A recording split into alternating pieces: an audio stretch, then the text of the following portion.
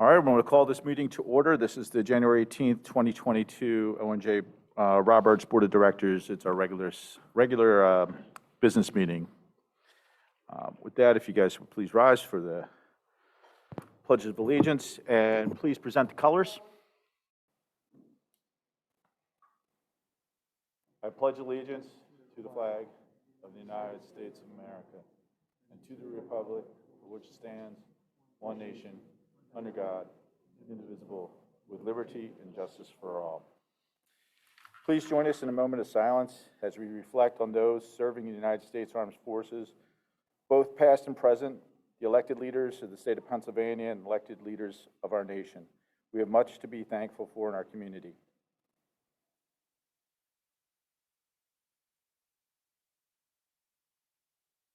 Please be seated.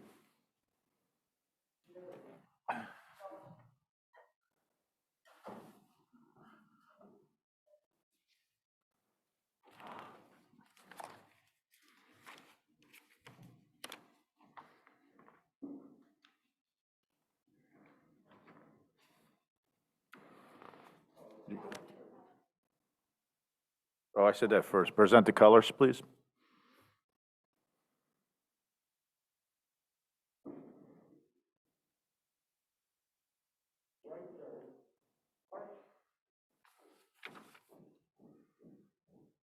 Forward, march, color guard, hold, post,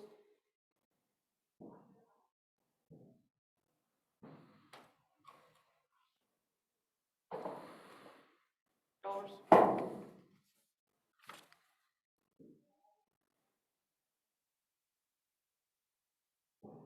ready, face, forward, march.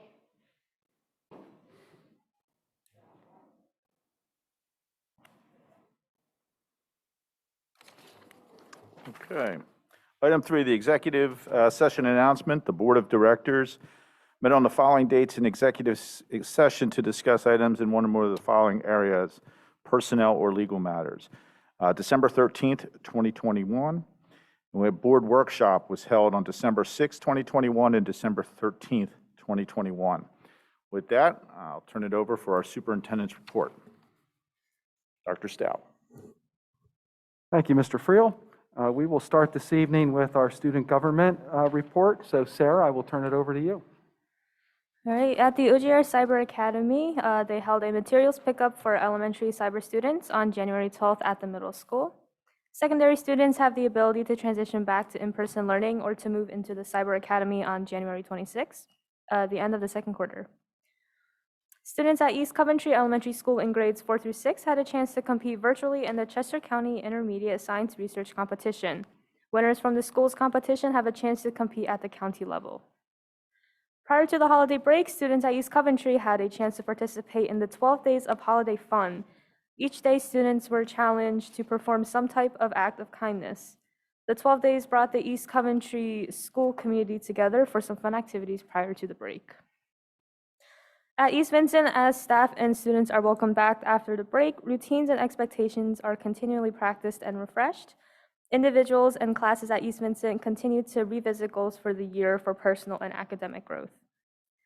The East Vincent Student Council sponsored a winter coat drive for the building in which new coats, hats, and gloves were collected in support of our local East Vincent community members.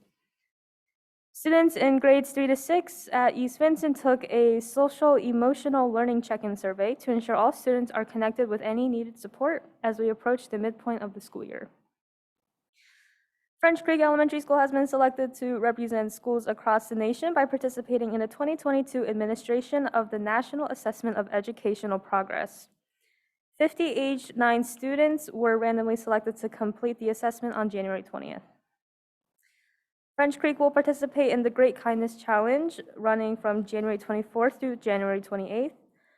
The Great Kindness Challenge is a proactive and positive bullying prevention initiative that promotes improved school climate and increased student engagement while challenging students to complete as many kind acts as possible.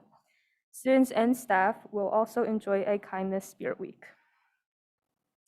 In December, the North Coventry Parent-Teacher Organization successfully held their annual Winter Wonderland craft event for the children.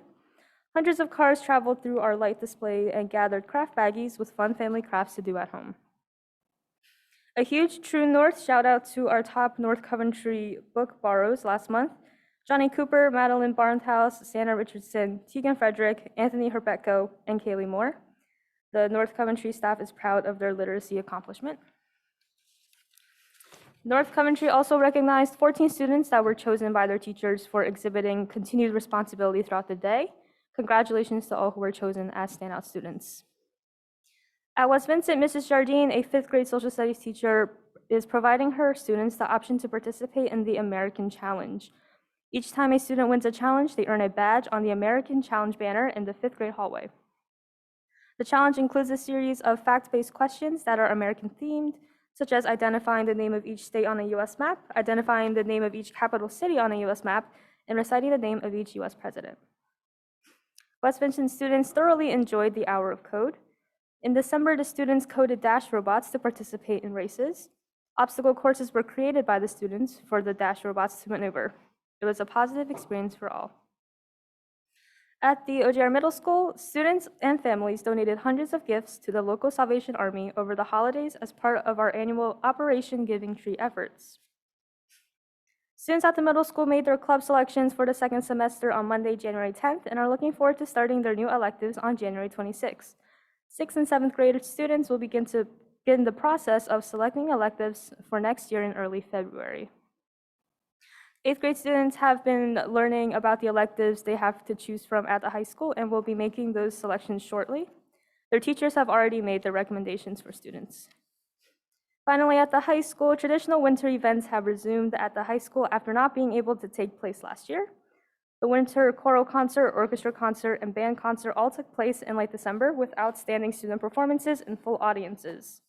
Our winter sports seasons are up and running as well, and their athletes have been happy to welcome crowds back to these events. Course selections for the 2022-2023 school year have begun, with initial teacher recommendations having been completed for all 8th to 11th graders, and the process for elective requests beginning this week. We are excited to be looking forward and planning for the future. And that is all. Thank you. Okay, thank you, Sarah. I believe at this time we're going to move into student recognition with our fall athletes that are out in the hallway. And I think Dr. Cuthbert, our athletic director, will be presenting the athletes this evening.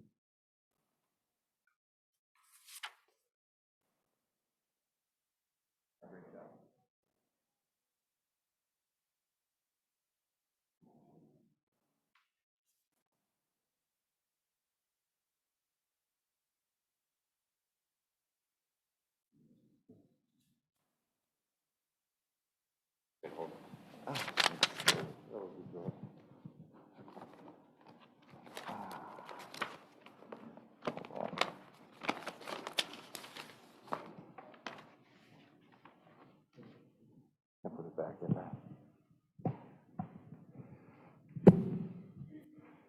Hello, everybody. Good evening. Thank you for the opportunity to come out tonight. We would like to briefly take a minute and look back on our fall sports season and recognize some of our stellar student athletes. So we have up first some members of the boys cross country team. We'll brag on these guys a little. Boys cross country team finished 4-1. They won the PAC championship this year. They went on to districts. They placed 6th at districts and 15th at states. Andrew McMonigal was the PAC champion. He also placed 6th at districts and was named the Mercury Runner of the Year. And Thomas Damiani placed 5th at districts and 18th at states. These guys had an unbelievable season. We're very proud of them. Let's have a round of applause for our boys cross country team.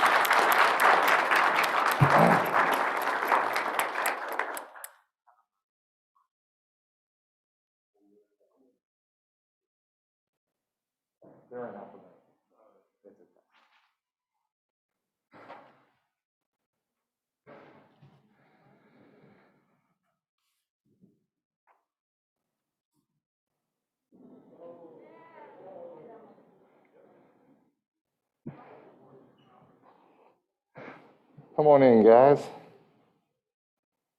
Next up, we have some members of our girls cross-country team. was a banner year in cross-country this year. Coach Marco and his teams did a great job.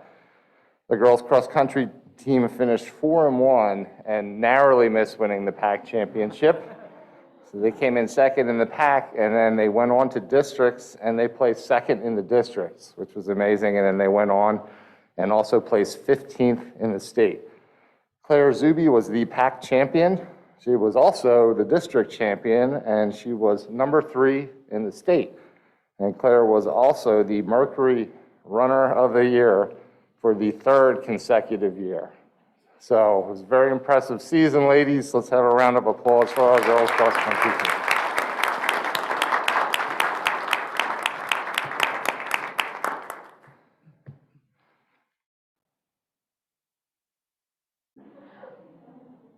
We have certificates, guys. So we're going to bring the next one in. If you could go.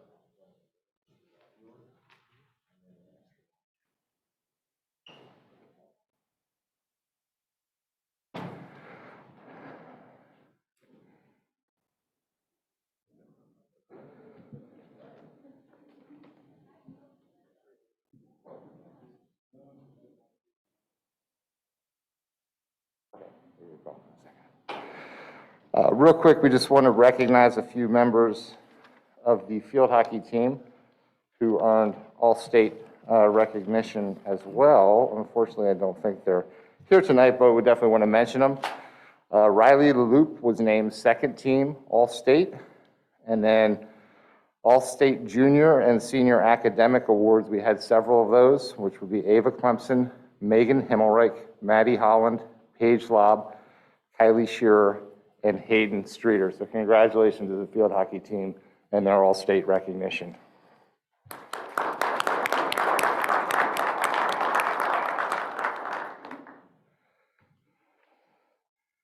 Okay, we want to mention, I don't believe Avery's here from the football team. However, football team had another solid season. They made the district playoffs as the number 14 seed.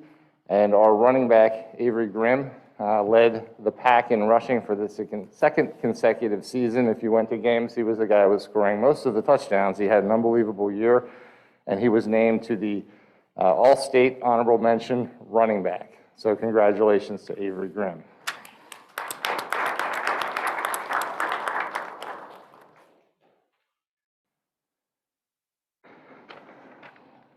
Golf team. We had an excellent season this year. The golf team finished 7-4, qualified for PACs, and advanced to the PAC championship and lost to Springford narrowly by 1 stroke, so they were extremely close to a PAC championship. They went on and placed 4th at districts, which we believe is the highest ever finish for our golf team. So they had an unbelievable season. We had several boys and girls place at PACs and qualify for districts. So I'm going to read them out, and if any of them are here, come on up. We had Jared Barish, tied for 3rd at the PAC. Eric Harkin, tied for 13th at the PAC. Nick Parr, tied for 16th at the PAC. And for the girls, Stefania Fadun, tied for 3rd at PACs, and Olivia Savoychka, tied for 16th. So they all went on to districts. They did a very good job. They had an unbelievable season, so congratulations to our golf team.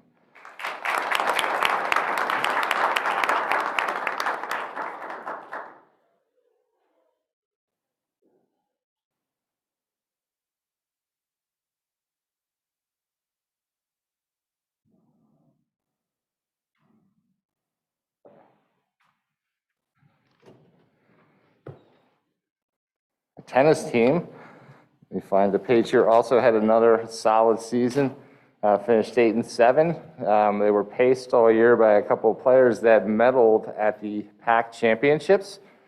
So we have with us tonight Allison Root, who placed 2nd at the PAC singles championship and qualified for districts, where she placed 6th in the district.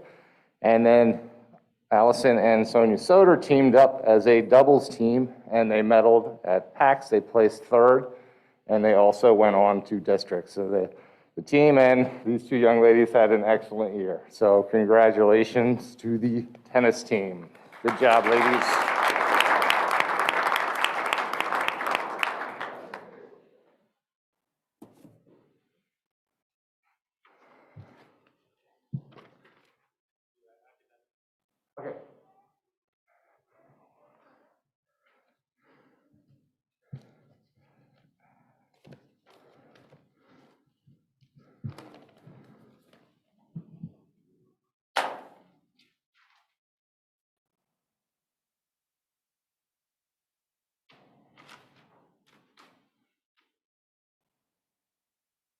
We have a whole lot of certificates, so we're sorting through here. The PAC awards every season an academic team and also a citizen award.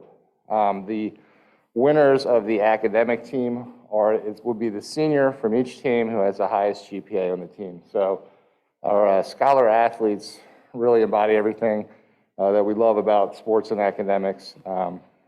And reading through our list here, I'm just going to go right down. We had Taryn DeFusco from the cheerleading team, Thomas Samiani from boys cross country, Sarah Caraman from girls cross country, Amelia Erb from field hockey, Grayson Kurth from football, Adam Hussein from golf, Aaron Kirby from boys soccer, Morgan Weaver from girls soccer, Mary Kate Duffy from girls tennis, and Andrea Broxma from girls volleyball. And our Citizen Award winner was also Thomas Damiani, and that goes to the student athlete out of that group who's involved in the most number of activities and clubs. So let's have a round of award for our PAC Academic and Citizen Award winners.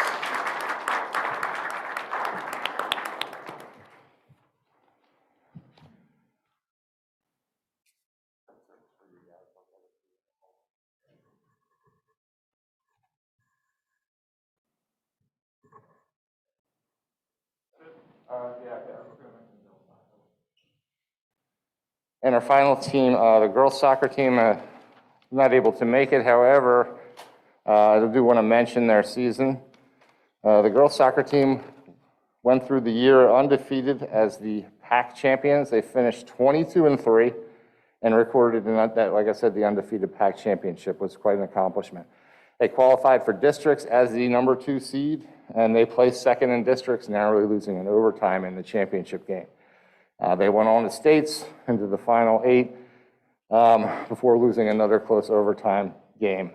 Morgan Weaver was also the Mercury Player of the Year. Girls soccer was a historic season, great year, so congratulations to the girls and the coaches on that. It's a great fall season. Any questions, anybody? Okay. Thank you, everybody. Have a good night. Thank you, Randy. I appreciate it. The one thing I want to note, this is the first time since I've watched or attended Owen J. Roberts School Board meeting that we recognize students, and I think that is outstanding. I know we've recognized them virtually before, but this is the first time I've seen them in person, and certainly great to see our kids. So thank you. Thanks, Randy, for being here. So next, January is School Board Recognition Month. So in honor of the commitment and time our school directors volunteer on behalf of our schools and communities, January is designated School Director Recognition Month. The work of these public servants is vital to the success of our students and schools. On average, school directors devote 10 hours each month to board business. I think that's a very conservative estimate, but that's the amount of time that we were given, which has only been made more challenging by the pandemic and related issues affecting the well-being of our students and families. Board service is unpaid, and school directors are often motivated to pursue the role out of a desire to benefit their community and the students in our community. That's why it's important to set aside time to show our school directors appreciation for the time and effort that they put toward our district and community. Their efforts help ensure that each student has opportunities to thrive and that our public schools remain pathways to a bright future. So thank you all. And we have certificates here, and because I did not get all my steps in today, I'm going to read each of your names, and then I will walk the certificate to you, and then we will proceed with the other part of the superintendent's report. So first, Kathy DiMarino.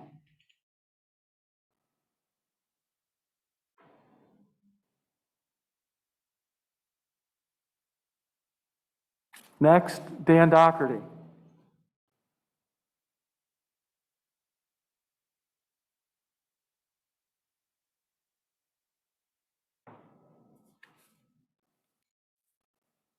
This is a close walk for me. Mr. Friel, thank you.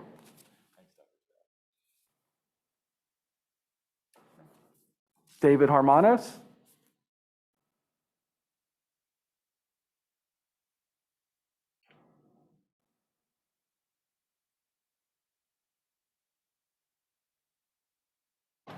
Dr. John Melnizak.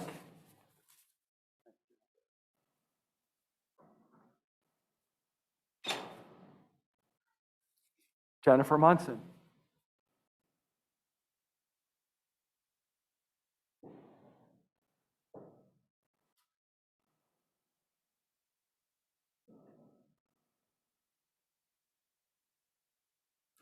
Rita Peterson, so I'll make my way back.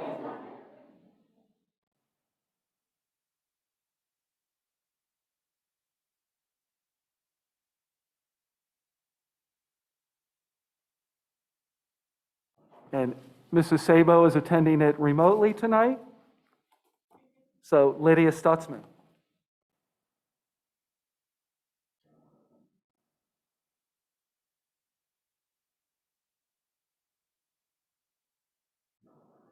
And I'll just say on a personal note, I spend a lot of time with these folks, and I do appreciate their dedication and commitment to the school district. So the superintendent report for this evening. First, a vaccine clinic was held this past Friday, January 14th. The clinic was open to our staff and their families, and the purpose of that was for booster shots for our staff. Next, I want to talk about the health and safety plan. Just an update. Again, we don't have this on the agenda this evening, but obviously we've heard from some community members, so just want to highlight some points and just go over some things. First, I want to just state the health and safety plan is not on the agenda this evening because we are not recommending any changes to the plan at this time. We did add a board working session on December 13th to review and discuss the health and safety plan. The board also received public comment on the health and safety plan at that meeting. I know we were one of the first districts to offer that in December. Some of my colleagues in other districts chose to put that off to early January, but we held that public discussion on the 13th. At this time, the CDC, Chester County Health Department, and Children's Hospital of Pennsylvania, CHOPS Policy Lab, are recommending universal masking in their guidance to schools. Owen J. Roberts School District has followed the CDC and Chester County Health Department guidance since the beginning of the pandemic.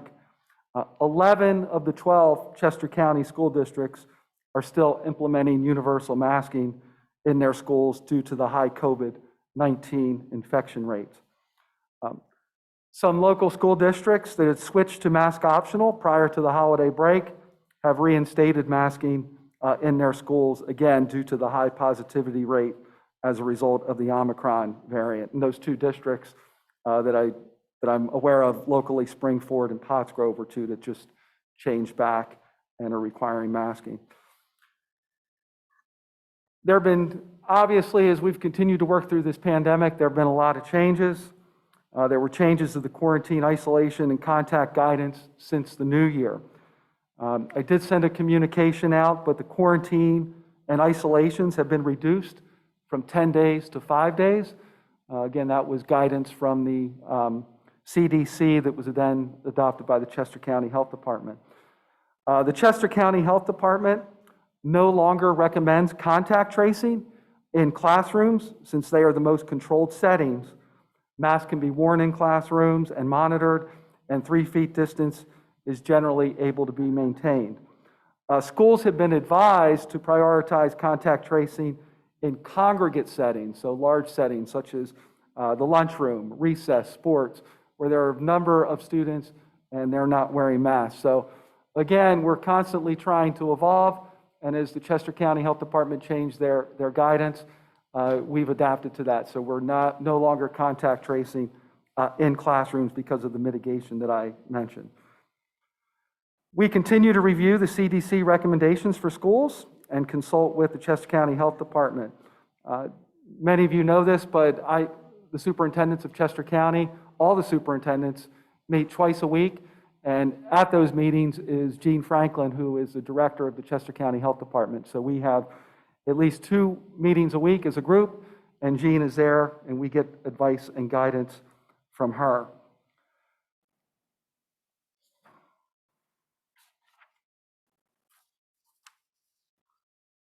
So my focus as superintendent remains on prioritizing in-person instruction and keeping our schools open for students to learn in person.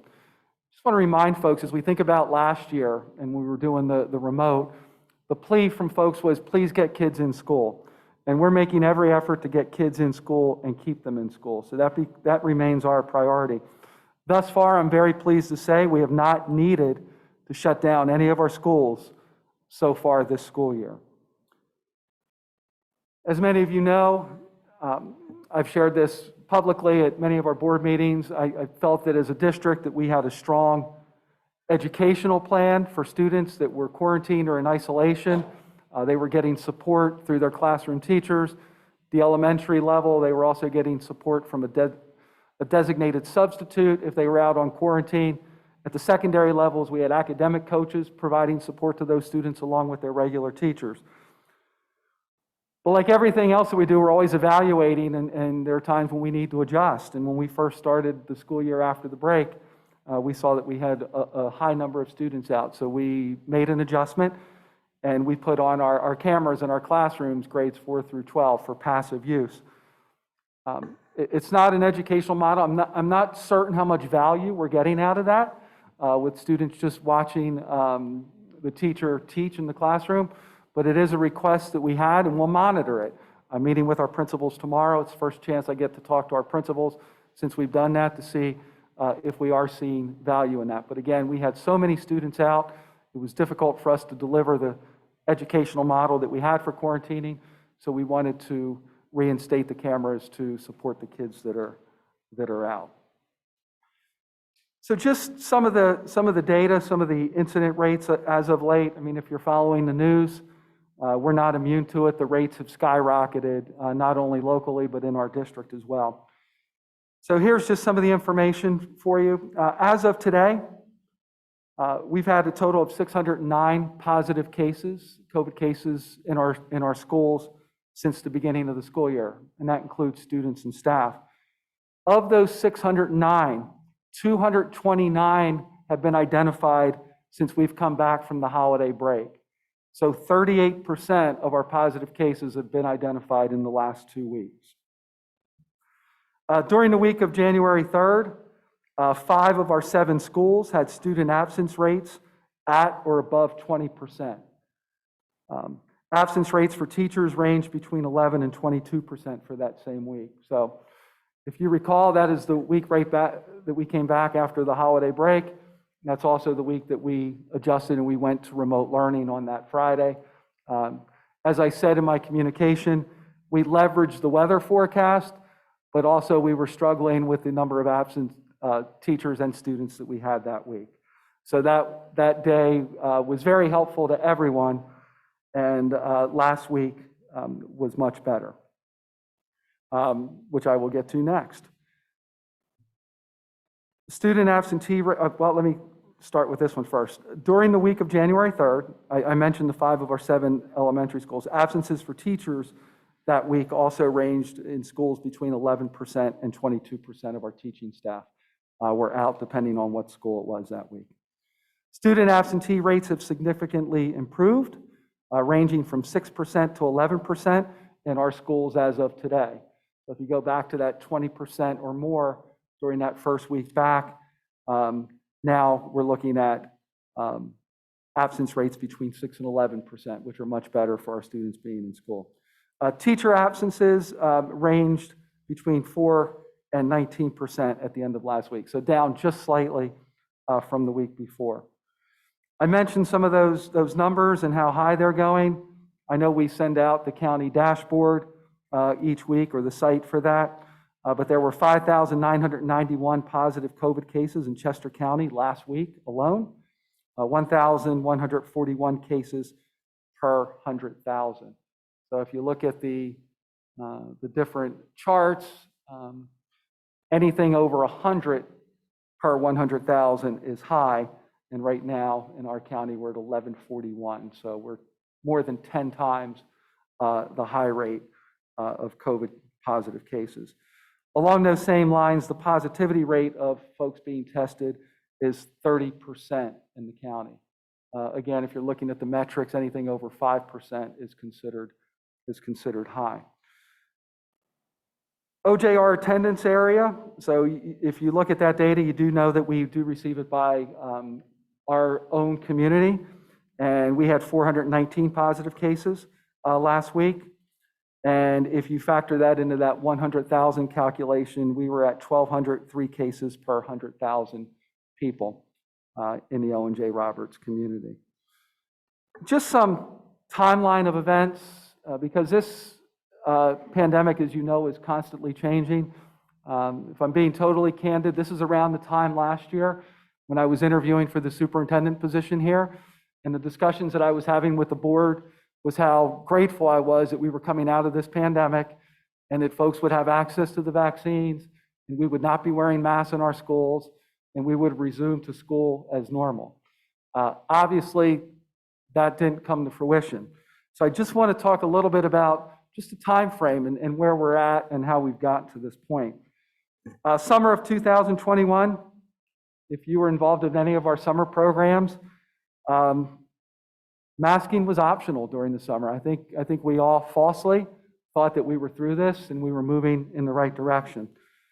On August 4th, the CDC pivoted and recommended universal masking in schools due to the Delta variant. August 16th, our school board approved our Owen J. Roberts Health and Safety Plan requiring universal masking in schools when the COVID incidence rates in Chester County were high or substantial. And we put that in effective August 31st. On August 31st, the Secretary of PA Department of Education or PA Department of Health issued a school masking order that was effective September 7th. And I think, as we all know, from September 7th through December 10th, we were under that school masking order. So at that point, we were not looking at our health and safety plan. We were not making any adjustments regarding masking. We were under the governor's order, so there was nothing we could do differently at that time. Again, as many of you know, on December 10th, the PA Supreme Court struck down Wolf's masking mandate, and then the masking requirements at the Owen J. Roberts School District reverted back to the language in our health and safety plan that I alluded to a little earlier. And then, as I mentioned at the onset, December 13th, we did have a board working session to talk about the health and safety plan. The forecasting models currently for the pandemic are predicting that there will be a steep decline in the COVID-19 infection rates in the next few weeks. We've heard that from many experts. We're hearing that from the Chester County Health Department. One of the organizations that I rely very heavily on is the Policy Lab through Children's Hospital of Pennsylvania, through CHOP. Dr. David Rubin made this prediction in early December that the rates were going to skyrocket to levels we've never seen. But he's also, in his models, is predicting it's going to drop very significantly once we reach this high point. So the forecasting models, as I've mentioned, are predicting that there will be a steep decline of the COVID infection rates in the next few weeks. In my view, that would be the time to consider making changes to our Owen J. Roberts Health and Safety Plan. So I've shared this openly with folks in our community and in schools that I am looking for an exit strategy from this pandemic and to return our schools to normal as soon as possible, particularly now that all of our students and staff are eligible to receive the COVID vaccination. However, I do not believe that now is the time to change our health and safety plan and reduce our mitigation efforts in schools when the infection rates are now at an all-time high, both in our county and our community. So that's just an update I wanted to give you regarding the pandemic, and wanted to state why we don't have the health and safety plan on tonight. When we do look to make revisions, we will communicate that to the community and let them know that we are looking to make revisions to our health and safety plan. A couple other announcements that I have that are unrelated to the pandemic. As a reminder, the district will be closed on Monday, February 21st, in honor of President's Day weekend. Since the winter weather season is upon us, I wanted to remind you that there are 3 snow days built into the 2021-2022 school calendar, which are June 13th, 14th, and 15th. Next, we have 4 retirees on tonight's agenda. The first retiree is Gail Herlock, who is not attending. Gail has worked in the district for 24 years. She is a resident as well, and her children graduated from Owen J. Roberts. Gail has served our district as a child-specific aide and has supported countless students as they've moved through our buildings. We thank Gail for her service. Also retiring, Tom Paletti. Tom has worked in the district for almost 11 years as a custodian in the high school. Thomas was dedicated to his performance, providing a clean environment in any assigned area. Thomas was respectful and polite to all and would always lend a hand when needed. He would assist teachers when asked with no concerns. Thomas would always greet his supervisor when she arrived to the building, and he would always arrive to work early. Best wishes to Tom on his retirement.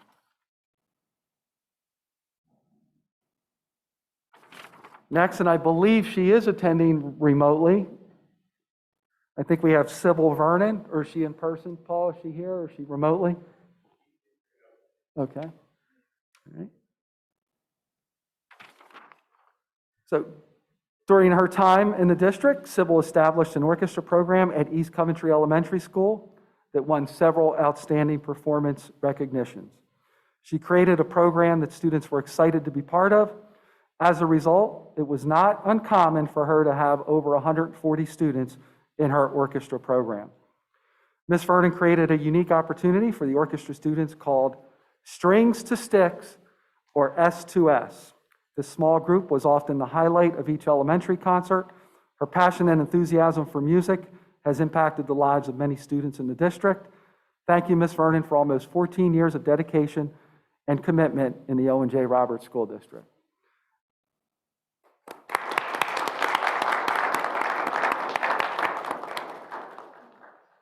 And Sybil, I will say Dr. Oswald came to our meeting tonight to recognize you as well. Next, Ted Snyder, and Ted is with us virtually as well. Ted taught math at Owen J. Roberts for 35 years between the high school and middle school. He was the head golf coach for 20 seasons and won the PAC championship in 2005 and 2007. Ted was the head boys basketball coach for 20 seasons. His 1995-96 team went to states, the first and only team in school history to do so. His 2008-2009 team won the school's first and only PAC championship. Ted also has the most wins in OJR boys basketball history. Ted is a member of the Pennsylvania State, Millersville University, Berks County, and Kutztown High School Halls of Fame for his outstanding tennis career. Ted is married to Sue, and they have 3 children, Allie, Sammy, and Teddy, and we wish him a happy retirement. He will be greatly missed. Thank you very much, Ted.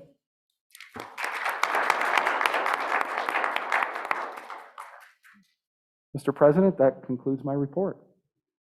Thank you, Dr. Stout. I appreciate the diving into the health and safety plan and giving us that update. That was very extensive, so I appreciate that.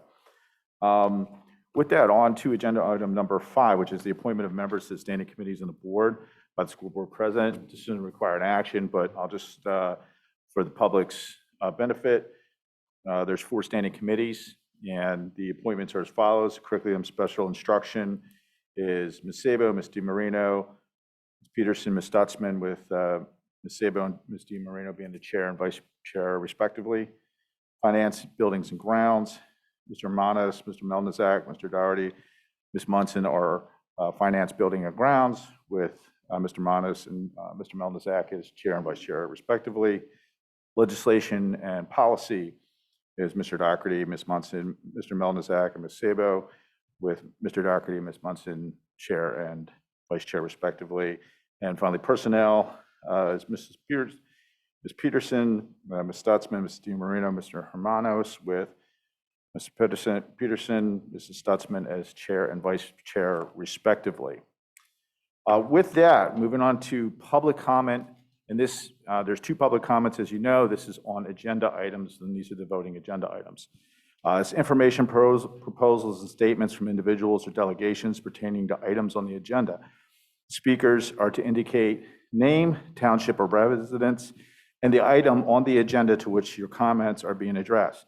Speakers will be limited to not more than 3 minutes. Please understand that this is not a time for dialogue with the board. Rather, the board will listen to all comments and consider them in our future deliberations. Also, if you have a question for the school board, please email all members of the school board at ojrsd.net.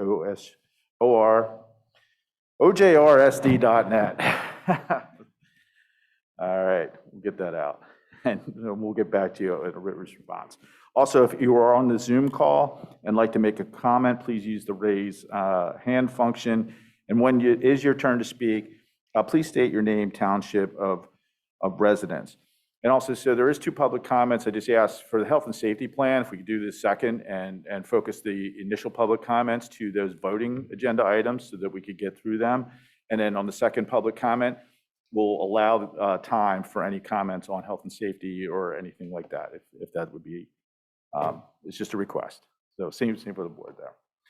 All right, with that, I'm going to start with the Zoom calls, Paul. There is no raised hands on the Zoom call. All right, in person, do we have any in-person comments on agenda items?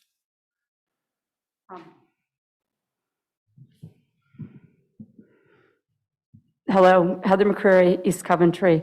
I want to thank Dr. Stout for his summing up of the health safety plan and the related issues, but I don't, in relation to, and specifically these agenda items, the first one is 14.1, which is the local board procedures for board governance and code of conduct. And therefore, board member duties to advocate earnestly, lead responsibility, govern effectively, plan, evaluate constantly, communicate clearly, and act ethically. And I just don't think refusing to put the plan on and having a meeting for public comment, but then doing absolutely nothing with it, and then not having the plan up for public comment or discussion again, fits under those duties for you guys as a school board. And no matter what side of the issue you're on, wear a mask, don't wear a mask, have a vaccine, don't have a vaccine. I don't think shutting this entire public district down with the talent that is in here is appropriate. You still have issues that are going on, like kids getting sent home in quarantine for asking a nurse for an aspirin because they have a headache. You have elementary kids being threatened to be expelled because they're not wearing a mask. These are real things that are still happening. We also had conversations about really crazy rules, right? So I do actually want to get out to remind the school board members, because I did not hear Dr. Stout say this, and for anybody that's listening, on January 20th at noon, there was a public conversation with Gene Franklin at the Chester County Department of Health, and there is a link where you can sign up for the Zoom. I would probably recommend signing up for the Zoom now, and it actually says that questions will be taken from the public. A bunch of us did this. Gosh, it's been a long time now. It's been a year and a half almost to get the sports back on track. But I really wish you guys would do that. Just because the rules are there that they've put in does not mean that you guys should be reactive and not proactive. That's the job of being a school board member. And there's been some real crazy rules. One of the craziest rules, playing sports to an empty stadium because spectators were not allowed. So let's go back and think about that, right? So what are we doing now? The goalposts keep changing, and it's affecting the education. You guys are putting passive cameras in and not active. Why? The technology, everything was paid for to put active teaching in. You have kids coming in after school to make up time, but that does not take care of the mental health issues with the kids. Depression, it shows that isolation is one of the biggest things that goes to depression. You guys are still having that now. Kids are being randomly sent home and not allowed to come back. I think actually the other topics that related, agenda items that related to that Thank you. are sprinkled throughout the That's 3 minutes, Mrs. McCreary. agenda. Thank you. And I think you guys owe it to this district to do a little bit better for the public. Thank you.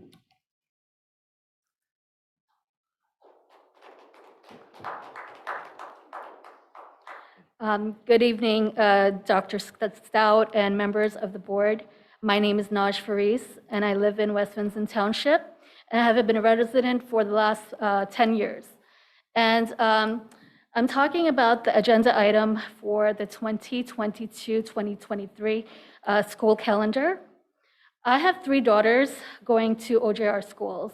They're in 9th, 5th, and 2nd grades.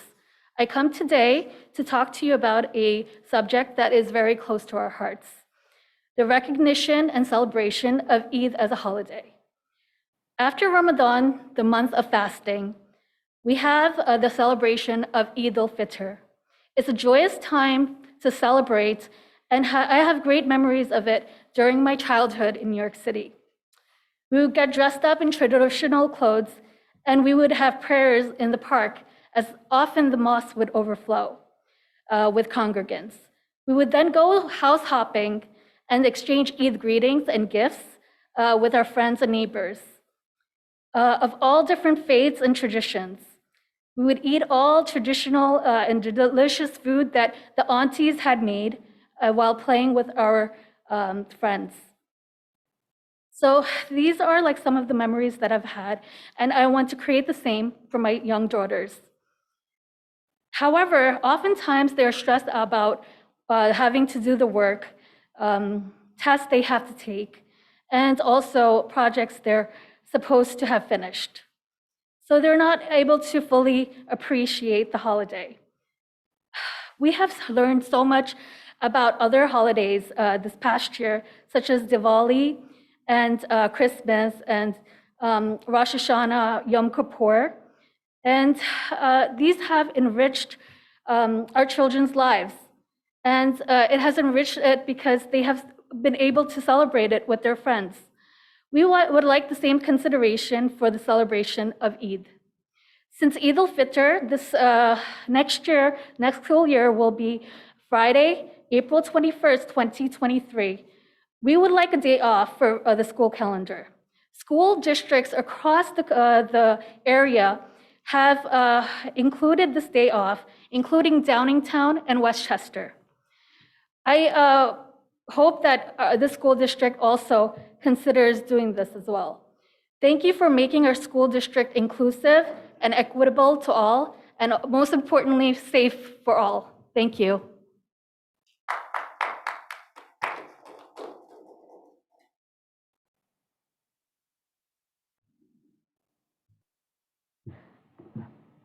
Good evening, everyone. My name is Zaina Mohammed, and I'm a freshman at OJR High School. I live in the West Vincent Township, and I will be speaking on the 2022-23 calendar. I celebrate Eid al-Fitr, a holiday after a month of fasting. Eid will fall on a school day next year, and I would like the experience to share the joy of my holiday with my friends. I always get invited to celebrate other holidays like Christmas, Diwali, and other.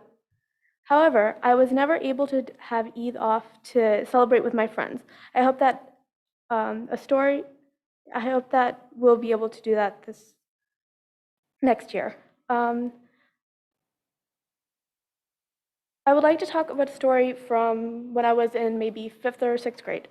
I was fasting from Ramadan, and so that meant I wasn't eating lunch at school. Now, 11-year-old me wasn't really that concerned with what people thought, but as soon as my classmates asked and I responded, I was met with a fire of responses. Not even water? Oh wow, that must be so terrible. There was even one time someone held food in my face and was like, hey, come on, one bite can't hurt.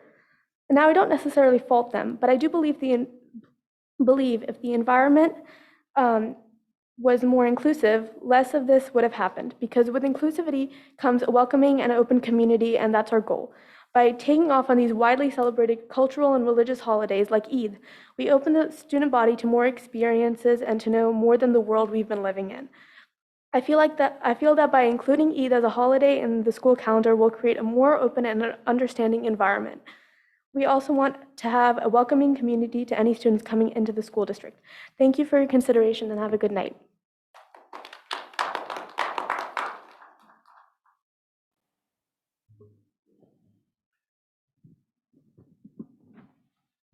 Hi, I'm Amina Mohammed, and I'm in 7th grade in OJR Middle School, and I live in West Vincent. I'm talking about the 22-23 calendar.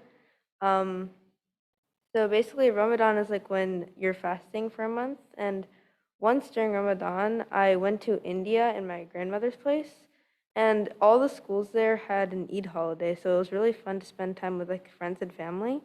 And the thing is here, whenever I'm celebrating Ramadan and Eid, schools don't really have a holiday. So I started fasting in 2019, and there was a test coming up on Eid, and I had to study for it while in the free time that I had on Eid, so I didn't get to experience the full time of spending time with my family and friends.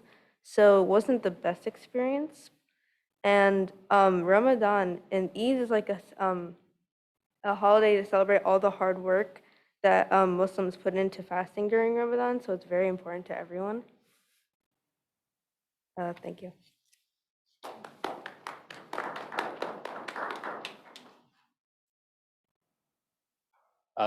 Dr. Stout, Mr. President, and respected members of the board, good evening. My name is Imran Mohammed, and I'm a resident of the West Vincent Township. I'm here to talk about Eid, as many of my community members have already expressed. Eid is a very important festival to me, as well as 1.5 billion people around the world. It is a festival of giving. It is a festival of giving charity, taking care of the poor and the meek. So growing up in India, I recollect that we used to go around celebrating the festivities, sharing with neighbors, having a good time. And here I want my kids to have the same experiences and not having to choose between schoolwork versus enjoying an important day. And every year I made sure that they take the day off, regardless of what it is. But again, that meant, missing schoolwork, missing assessments, missing tests, and so on and so forth. And I would like to also commend and congratulate the board for creating a very inclusive and diverse environment in the school district. And with that, I also want to request humbly today to recognize Eid as a holiday in the upcoming 2022-2023 calendar year, so that we can create a inclusive and equitable community. Thank you so much. Have a good night.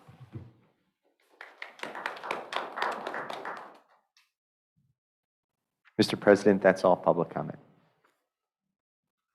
Thank you, everybody, for sharing. I really appreciate you coming up and sharing with us your thoughts. It's much appreciated by the board. With that, we're going to move on to item 7, which is the board committee reports.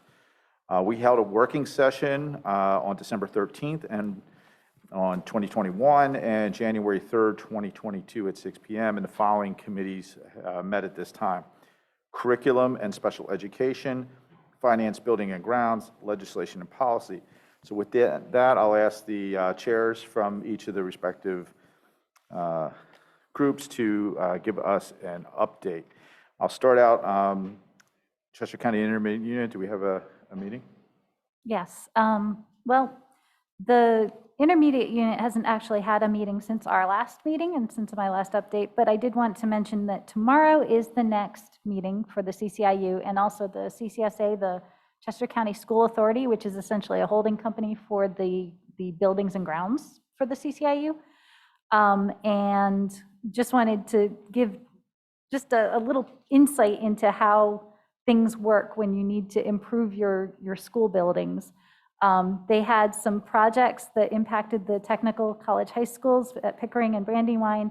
The planning started in 2017. The financing was approved and obtained in 2018. The construction was going on in 2019 and completed in 2020. And now in 2022, this year, we are submitting for the reimbursement for that funding that was obtained in 2018.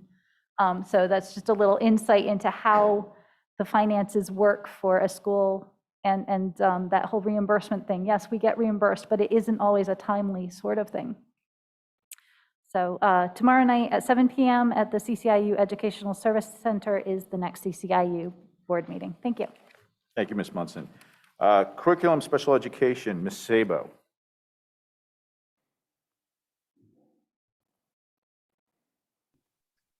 Thank you, Paul. The curriculum committee met as part of the working session on January 3rd. There were 2 items on the agenda. Dr. Soter shared several textbooks that are recommended by the teachers, including text in Spanish, Latin, French, AP Calculus, and Animal Studies. These texts will be considered by the full board for approval in the spring. Anybody wishing to view the text may contact the curriculum office. Dr. Soter and Mr. Fletcher reviewed the proposed elementary STEAM special area class. The proposed class would begin this coming fall and be staffed with 3 teachers. The following year, 2 additional teachers would be added so that each elementary school would have 1 STEAM teacher. The course would include units on computational thinking and coding, engineering and design, and robotics. 6th grade students would have co-taught lessons in science class, and in the remaining grades would have this course as a special area subject. STEAM class would share time with the current library special area class. Students would still have access to the library each week, and this can be scheduled as part of the language arts for each teacher's class. Mr. Fletcher showed some of the devices that are being used in the schools right now, and he demonstrated how the students can program the robots. The next board action for this course would be for the proposed staffing in the spring. This evening's agenda also includes a request for an independent study course. This request is for a 2nd semester course for the high school. For a high school student. The next curriculum committee is scheduled as part of the working board session on Monday, February 7th at 6 p.m. Hope you can join us. Thank you. Thank you. Finance and Building and Grounds, Mr. Hermanos. Okay, at the working session a couple weeks ago, we looked at agenda items 14.4 and 14.18 and 14.19, which are asking for approval. And those include the resolution for the tax rate, inflation rate for 2023, and change order for the district service center, repairs or renovations. A walkthrough was done by Dr. Stout and Jackie Crumrine, I believe last week, on that project. And the third agenda item is the approval of award of bids to the Chester County Intermediate Unit Joint Purchasing Board. And then a couple other things here. We've got some budget meetings coming up in March, so anybody who's interested in information or following those meetings can find those dates on the public calendar for March. And at the February 7th working session, we anticipate providing a recommendation for an architect to provide design and bid services for upcoming high school library renovations. Thank you, Mr. Hermanos. You'll find that the Finance and Building and Ground Committee is one of the most popular public committees. There we are. With that, over to our Legislative Policy Committee, Mr. Doherty. Thanks, Mr. Friel. The Legislative and Policy Committee met on January 3rd as part of the working session, where there was one item on the agenda for approval, which was the draft 2022-2023 calendar. That motion carried, and there will be another LMP committee meeting as part of the working session on February 7th. And the Personnel Committee, Ms. Peterson. Mr. Friel, the Personnel Committee has not met since the last general meeting. I should have known that. Thank you. All right. So recommended routine matters. So we're looking for, these are consent items. We're looking for a motion to approve recommended routine matters 8.2 through 8.11. So I need the board would like to make a motion to recommend these for items for approval. So moved. Stutzman? Second. Ms. DiMarino. Any board discussion? All in favor? Aye. Motion carries. Number 9, recommended routine matters, acknowledgement of receipts, donations, contributions, and gifts.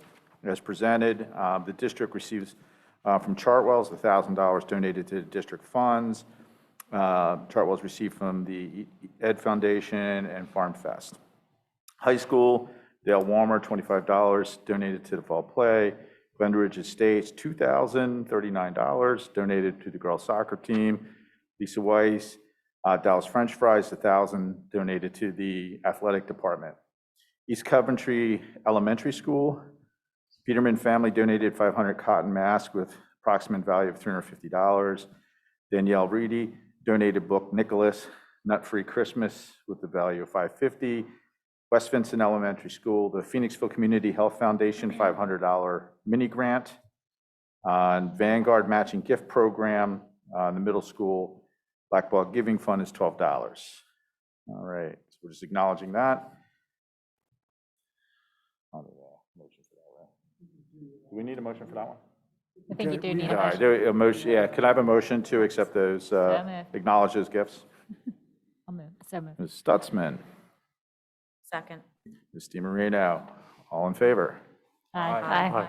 All right, motion carries. All right, routine matters 10.1. The board will make a motion to approve the following routine matters, which are items 10.2 through 10.5, action consent items to pay our bills. Do I have a motion? So moved. Oh, Ms. Munson and Ms. Doherty. Mr. Doherty, thank you. Any discussion? All in favor? Aye. All right, motion passes.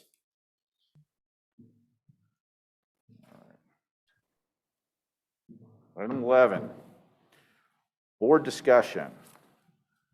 So, this is all your chance to tell us how you feel. Any board discussion?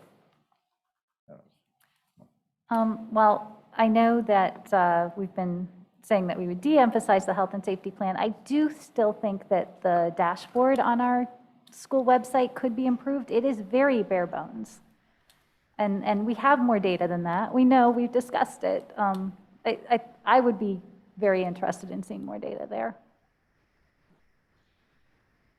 Also regarding the health and safety plan, Dr. Stout talked about an exit strategy.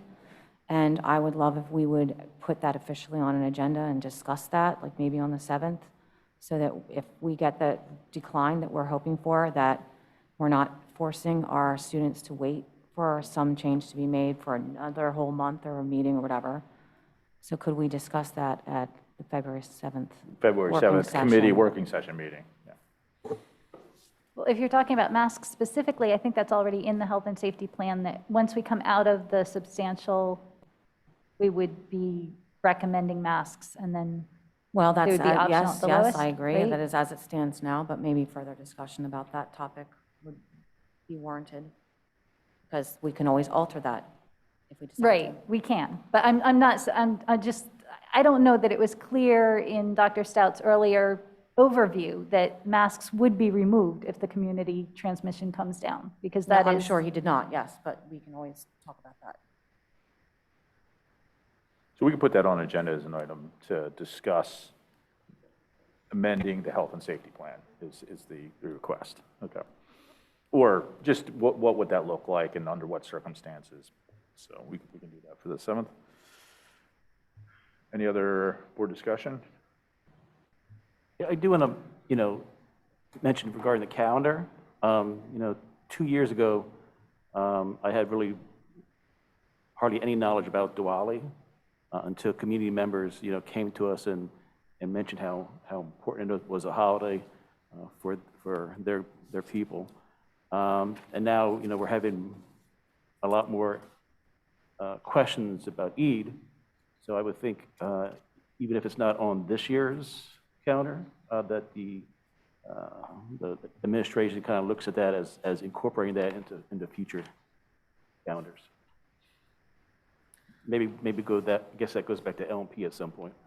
Yeah, I think it would go back to LMP and the administration. And I think that's great. And I really appreciate, I'll just say from my perspective and from the board, the education we got and the video we were able to watch of Eid and, the celebration after Ramadan. So, I mean, that's good. That's new information. And as our community evolves and our population changes, we should consider and look at these things. And as we map out a calendar that does that, that's something we should take a look at for next year. And I would say, we'll pass it back to the LMP committee and the administration to, review for next year's calendar.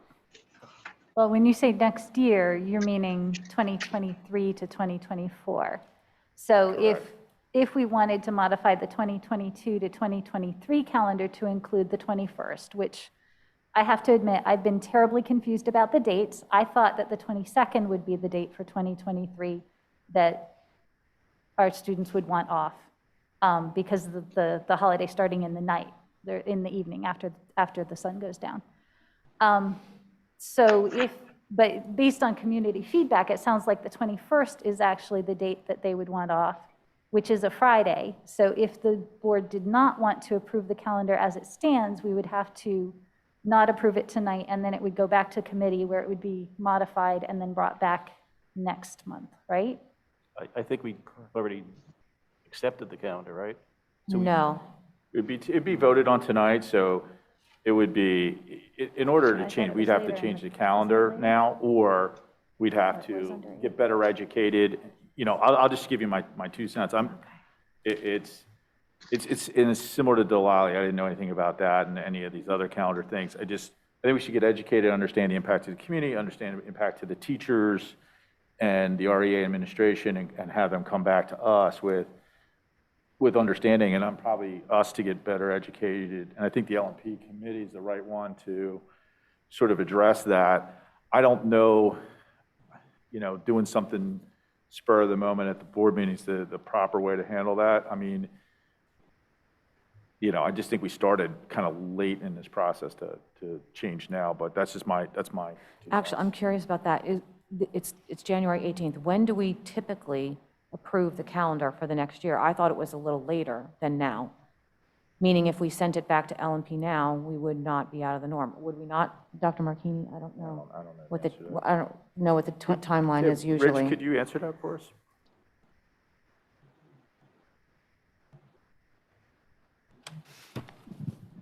We shoot for January, but things like this come up and it gets pushed back a little bit. We may have, if I may, we might have a suggestion for that holiday that could be reviewed now and move forward with those changes, but it would have to, a motion had to be made, but I could review an option if you'd like. Should we do that when we get to that agenda? So, yeah, so I think the proper way to do that is going to be when we make the motion, or if there's consensus, someone needs to or wants to do this, would have to make a motion when we're talking about, and really just to table it would be the motion for the time being, the calendar, and then we bring it No, back. the motion would be to To ask review it? for the option. So when you get to the discussion part of this vote, I could present some options to you. If the group liked it, you could move forward with those changes, but you'd have to make a motion. We'd ask Brian to oversee that, or you could table it. We take it back to LOP on February and review it, and then bring it back to the February meeting. February meeting. Should hear discussion. Okay, but the item on the agenda, the number, would, if it was 8.11, then that was already approved in the routine matters, which I honestly overlooked. I thought that it was going to be later. So, yes, what I thought. I thought we already voted, so we have to Right. make a new motion to, We've already approved the calendar. You could add a motion next week to amend, next month, to amend the calendar. Right. So I think maybe that's the appropriate way to do it. And I'll ask Dr. Stout is, if LMP wants to take it up and there's a motion at next month's board meeting, we could amend the calendar at that point, if that's the way to do it. Yeah, I think that would be the approach to take, and like Dr. Markini said, we had some discussion, so we have an alternative proposal that would give students off that day, just moving the calendar around. So if you do that tonight, we could bring that alternative proposal for the board to consider at our next working session, and then bring it for a vote on the next regular board meeting in February.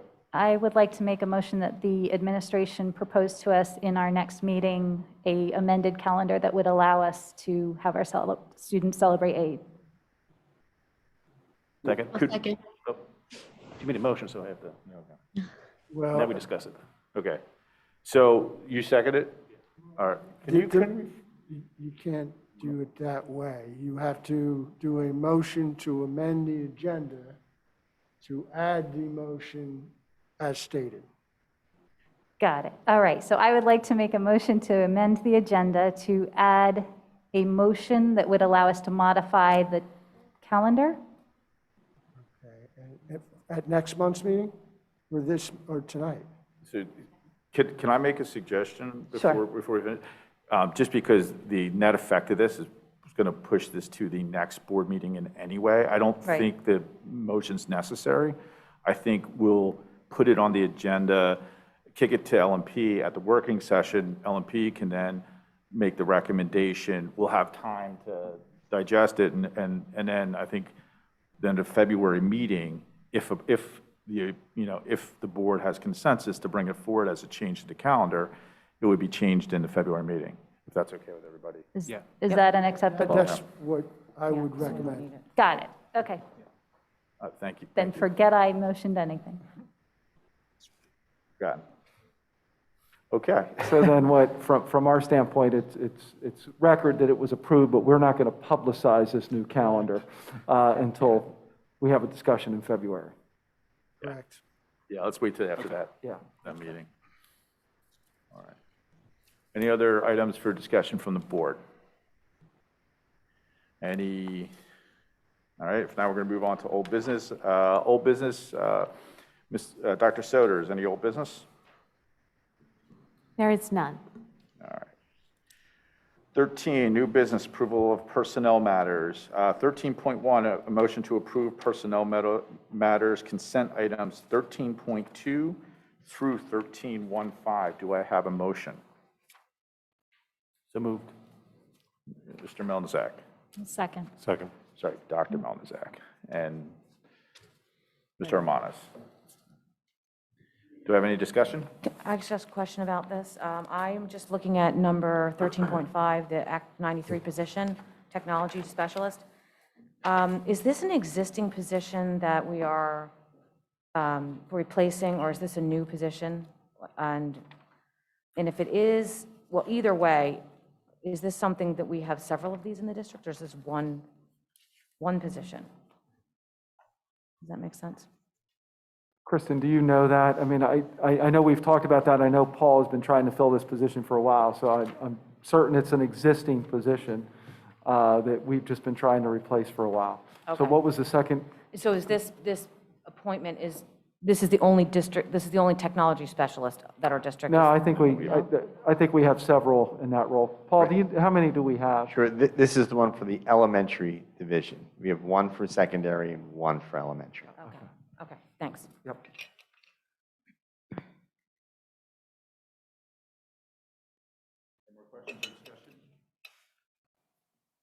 All in favor? Aye. Yes, let people oppose if they want to. 14.1, approval of reaffirmation of local board procedures, board governance, and code of conduct. I know. Sorry, where are we here? Oh, I'm sorry, was I not on, Paul? Sorry. I'll repeat that. 14.1, approval of the reaffirmation of local board procedures, board governance standard, and code of conduct. Do I have a motion? So moved? Mr. Melnizak. Second. Ms. DiMarino. Any discussion? All those in favor? Aye. Approved. No, any opposed? You have to let someone oppose if you know. We just noticed this, that you Okay. have to make sure you're asking if anybody has an. Any opposed? Yeah. Sorry. All right. No opposed. No opposed. Okay. Ayes have it. Motion passes. Thank you. 14.2, approval to grant administration permission to apply for state, federal, and local grants for the 22-23 fiscal school year. Do I have a motion to approve? I'll motion. Mr. Doherty. Second. Saba. Oh, Ms. Sabo, thank you. Any discussion? All those in favor? Aye. Any opposed? I'll eventually get this right, thank you. All right, 14, motion passes. 14.3, approval of the working session and school board meeting dates for 22-23. I have a motion. Moved. Ms. Stutzman, Second. Ms. DiMarino, any discussion? All those in favor? Aye. Any opposed? Motion passes. 14.4, approval of accelerated budget opt-out resolution certifying tax rate within the inflation index, 2022-23 fiscal year. Do I have a motion? Moved. Ms. Stutzman, Second. Ms. Munson, any discussion? All those in favor? Aye. Any opposed? Motion carries. 14.5, ratification approval of overnight out-of-state student trips. Do I have a motion? So moved. Ms. DiMarino, Second. Ms. Peterson. Any discussion? All those in favor? Aye. Any opposed? Motion carries. 14.6, approval of conference attendance. Do I have a motion? So moved. Ms. DiMarino, Ms. Stutzman, thank you. Any discussion? All in favor? Aye. Any opposed? Motion carries. 14.7, approval of student activity club advisors and student officers. A motion. So moved. Ms. Stutzman, Second. Ms. DiMarino, any discussion? All in favor? Aye. Any opposed? Motion carries. 14.8, the approval of the independent study course. Do I have a motion? So moved. Moved. Marino, Second. Mr. Romanos. Any discussion? All in favor? Aye. Any opposed? Motion passes. And 14.9, approval of tuition agreement for non-resident enrollment in accordance with policy 202. Do I have a motion? So moved. Who was that? I'm sorry. A That's motion. Ms. Stutzman. Second. Ms. Peterson. Any discussion? All in favor? Aye. Any opposed? Motion passes. 14.10, approval of policies for second reading. This is approval of policies for second reading from Legislative and Policy Committee from the working session November 8th, 2021 meeting. Do I have a motion? So moved. Ms. Munson. Second. Mr. Melnazak. Any discussion? I have a question about this policy. I do too. Go ahead. Okay, as I was looking at this, we referenced the CDC whole school, whole community, whole child model. And if we dig into that model, I think there are some things there that maybe would not be things we would choose to adopt. For example, STD education for fifth graders, or pregnancy avoidance for fifth graders, things like that. So I'm just wondering whether or not this policy for health and wellness, which is obviously extremely important, could stay in place without referencing that CDC model. I think it's based completely on the model from the understanding. I mean, we could ask, who would be, is that Rich? Would you be the person to ask? That model is the CDC model, is the source of the whole thing, correct? We reference, yeah. So it's not like you can exclude it, like the CDC, because that's the entire Right, basis but of the we model. obviously could present our own policy that does not include all that. I mean, I don't know how you guys all feel about that, but if you're comfortable adopting the whole model, that's, everyone can choose that, but I personally am not. So the wording is, the district is utilizing the CDC whole school, whole community model to provide a school environment that promotes student wellness, proper nutrition, education, and promotion. So I guess the question would be whether the word utilizing indicates that we are adopting all aspects of it, right? Right, well, possibly, but if I'm a parent and I want to know what that is, and I read that, I'm not happy with that. So then that needs to be tightened up wording then, wise, in my view. So, right, if we ask Rich, to give us some Yeah, little in our background? committee, this came up in our committee meeting when we reviewed this, and we changed the language. We're referencing it, we're utilizing the program, but we're not doing it exclusively. We're utilizing it as a baseline, and then the policy is written with a lot of those ideas in mind. Yes, I admit I was not at that meeting to hear that discussion, so I apologize. That was no, that's quite all right. It was a concern, though, that we weren't following that exactly. But we're looking and utilizing that model. But the policy is written as it is with some edits. It's not exactly the way that CDC model is. So we've based our program on that model, but it's not duplicating that, or we're not pinned down to that model by any means. Well, I understand what you're saying, but if it's saying the district is utilizing this model, I think that wording doesn't indicate that. That seems like you're utilizing the model. I don't know how everyone else feels about it. We could change that word. I know we did end could up say changing it. referencing the model, We could perhaps? certainly change that word. That's no problem at all.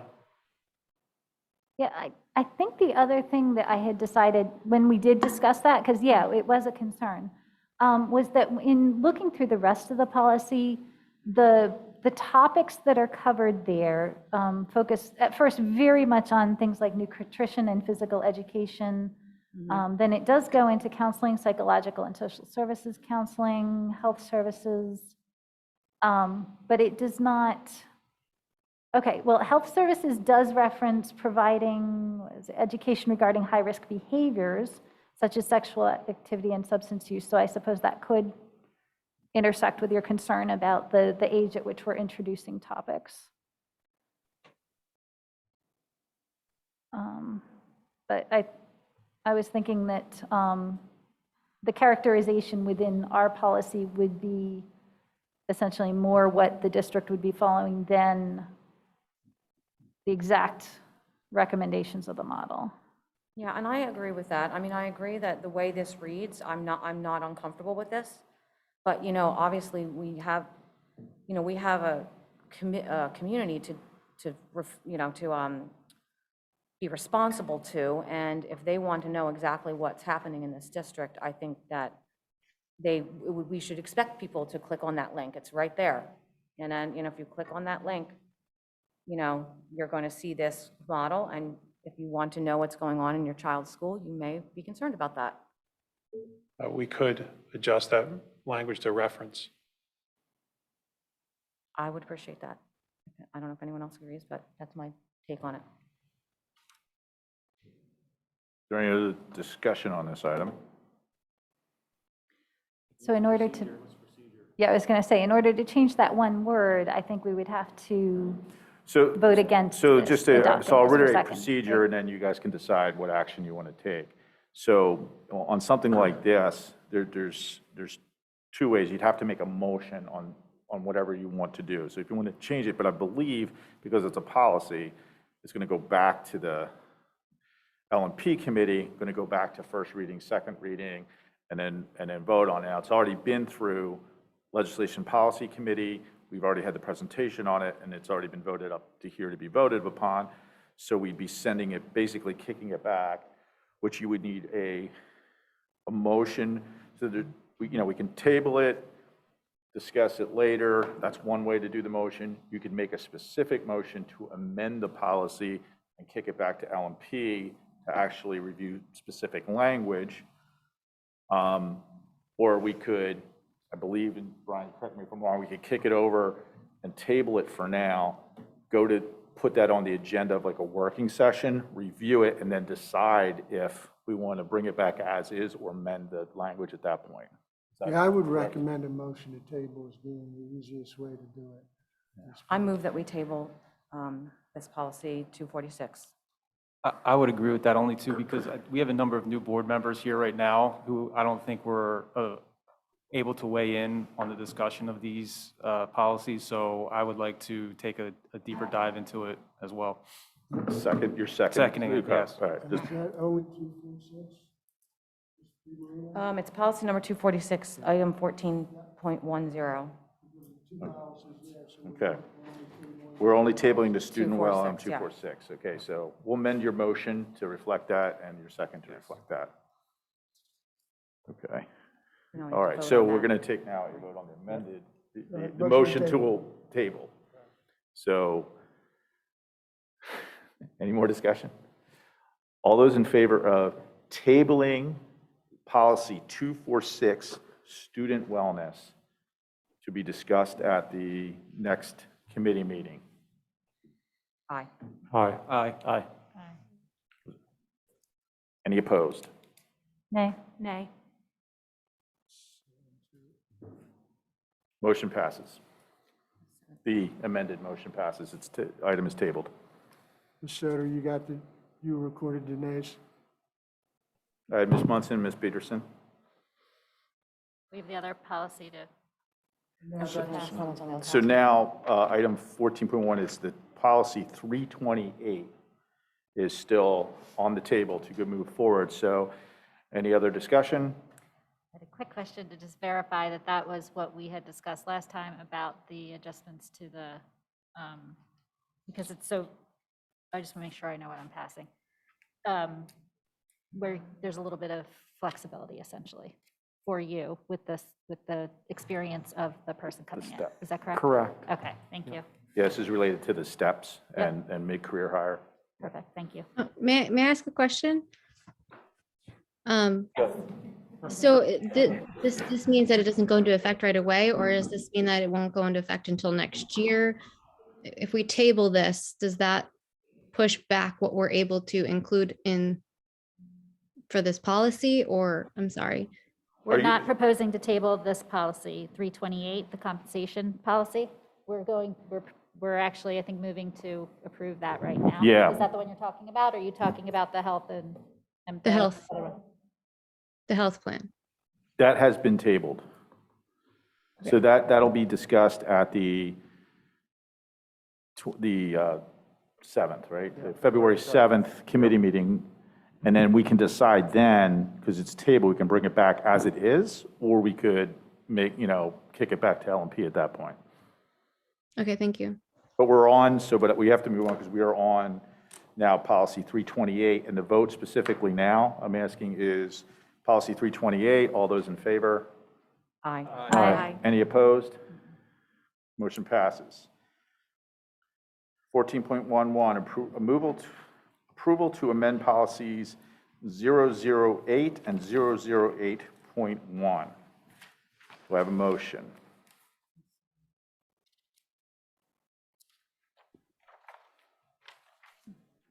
So moved. Ms. Stutzman, I'll second. Mr. Doherty. Any discussion? I just have a question about this as well. I'm sorry, I just don't understand it completely. So this total annual positions, this chart, I'm looking at the one, 008.1, that chart with all these positions. Is this just next year? Is this an annual thing that we approve of every year? And if Yes, so, this is a routine matter. annual does it thing. include those STEAM teachers that we're looking at? It does not. So this would be revisited then if we put that in? Is that true? Yes. Okay. Correct. Mrs. DiMarino, would you mind if I would clarify your question? Sure. This is Mrs. Crumrine. This is an annual approval, and it is just of our existing current staff. And it usually happens in November. It's just that with all of the movement, it is now coming before you in January instead of November. So this is our starting point for the budget development. So this is our existing staff right now. Oh, okay, great. Okay? Yep, thank you. You're welcome. All those in favor? Aye. Any opposed? Motion passes. 14.12, approval of policy for deletion. Can I have a motion? So moved. Any second? Second. Ms. DiMarino. Any discussion? I would just like to clarify for anybody who's confused by the fact that we just approved policy 328, compensation plans, salary schedules, that one is the combined 300s, 400s, and 500s. Ms. Munson, so And this one, Are you talking about this policy for deletion? That's what I'm Okay, saying, okay, yes. all right. So policy 328, wage and salary, this is the old name of the old policy, which has just been replaced by the new name, compensation plan salary schedules. I just wanted to make sure everybody was straight on that. All those in favor? Aye. Any opposed? Motion passes. 14.13, approval of policies to change to regulations. So approval of policies change to regulations for second reading from the Legislation and Policy Committee from the November 8th working session meeting. I have a motion. So moved. Munson. Have a second. Second. Ms. DiMarino. Any discussion? All those in favor? Aye. Any opposed? Motion passes. 14.14, approval of medical and dental examiners. Do I have a motion? So moved. Mr. Marino? Second. Ms. Munson? Was that, or Ms. Peterson? Okay. Any discussion? All those in favor? Aye. Any opposed? Motion passes. 14.15, ratification of homebound instruction as presented. Do I have a motion? Motion. Second. Mr. Marino, Ms. Stutzman, thank you. Any discussion? All those in favor? Aye. Any opposed? Motion passes. 14.16, waiver of formal hearings and board resolutions. Approval of waiver of formal hearings, board resolutions for student and student as presented. Do I have a motion? So moved. Ms. Stutzman, Second. Ms. DiMarino, any discussion? All in favor? Aye. Any opposed? Motion passes. 14.17, approval to request PDE Act 80 approval for the 2021 school year. Approval to request the Act 80 approval from the Pennsylvania Department of Education following the calendar days for the 21-22 school year as presented. Do I have a motion? So moved. Stutzman. Second. Ms. DiMarino, thank you. Any discussion?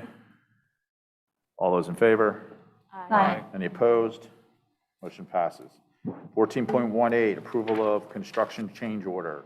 Approval of the construction change order for the District Service Center project as presented. Do I have a motion? So moved. Mr. Hermanos. Second. Ms. Munson. Any discussion? All those in favor? Aye. Any opposed? Motion passes. 14.19, award of bids in accordance with the CCIU Joint Purchasing Agreement. It's approval award of bids for the following items as presented on the notification of the Joint Purchasing Board in accordance with the Chester County Joint Purchasing Agreement as presented. Do I have a motion? So moved. Ms. Munson? Mr. Melnzak? Dr. Melnzak? Any discussion? This is one of the benefits that we get from being part of the CCIU. And if you opened up any of those documents, I'm sure you're impressed. There's a lot in there. I read them all. Yeah. All those in favor? Aye. Any opposed? Motion passes. 14.20, approval of the 2022 Spring Community Swim Program as presented. Do I have a motion? Mr. Melnzak? Second. Ms. Peterson? Any discussion? All in favor? Aye. Any opposed? Motion passes. 14.21, ratification of a professional service and maintenance agreement as presented. So moved. Ms. DiMarino? Second. Ms. Stutzman? Any discussion? All in favor? Aye. Any opposed? Passes. All right. Item 15, public comment. Information, proposal, statements from individuals or delegations pertaining to any item. Speakers, please indicate your name and township or residence. Speakers will be limited to not more than 3 minutes. Please understand this is not a time for dialogue with the board. Rather, the board will listen to all comments and consider them in future deliberations. Also, if you have a question for the school board, please email the school board of directors at schoolboardmembers at ojrsd.net. Yeah, I got it that time. Guidelines for the Zoom is raise your hand and please indicate name and township of residence when called on the Zoom calls as well. Thank you. So with that, I will turn it over to, let's go in person here first. How's everybody doing today? Brooks Rowland, Warwick Township. First thing I'd like to say is Ms. DiMarino, I really appreciate you kind of digging into those policies. I don't think a lot of stuff coming from the CDC and the federal agencies represent what we need as a community or what I want as a parent. All right? I think there needs to be a little more level of due diligence done by the board to see what recommendations they're making. And if you look at some of the stuff on the CDC website that I was just viewing, don't want my kids having that. There's a certain boundary for parents, there's a certain boundary for school districts, and I understand there's a need to be met. But I see, as we see the federal government, we see these agencies coming in and pushing their agendas. Not everybody in the community wants it.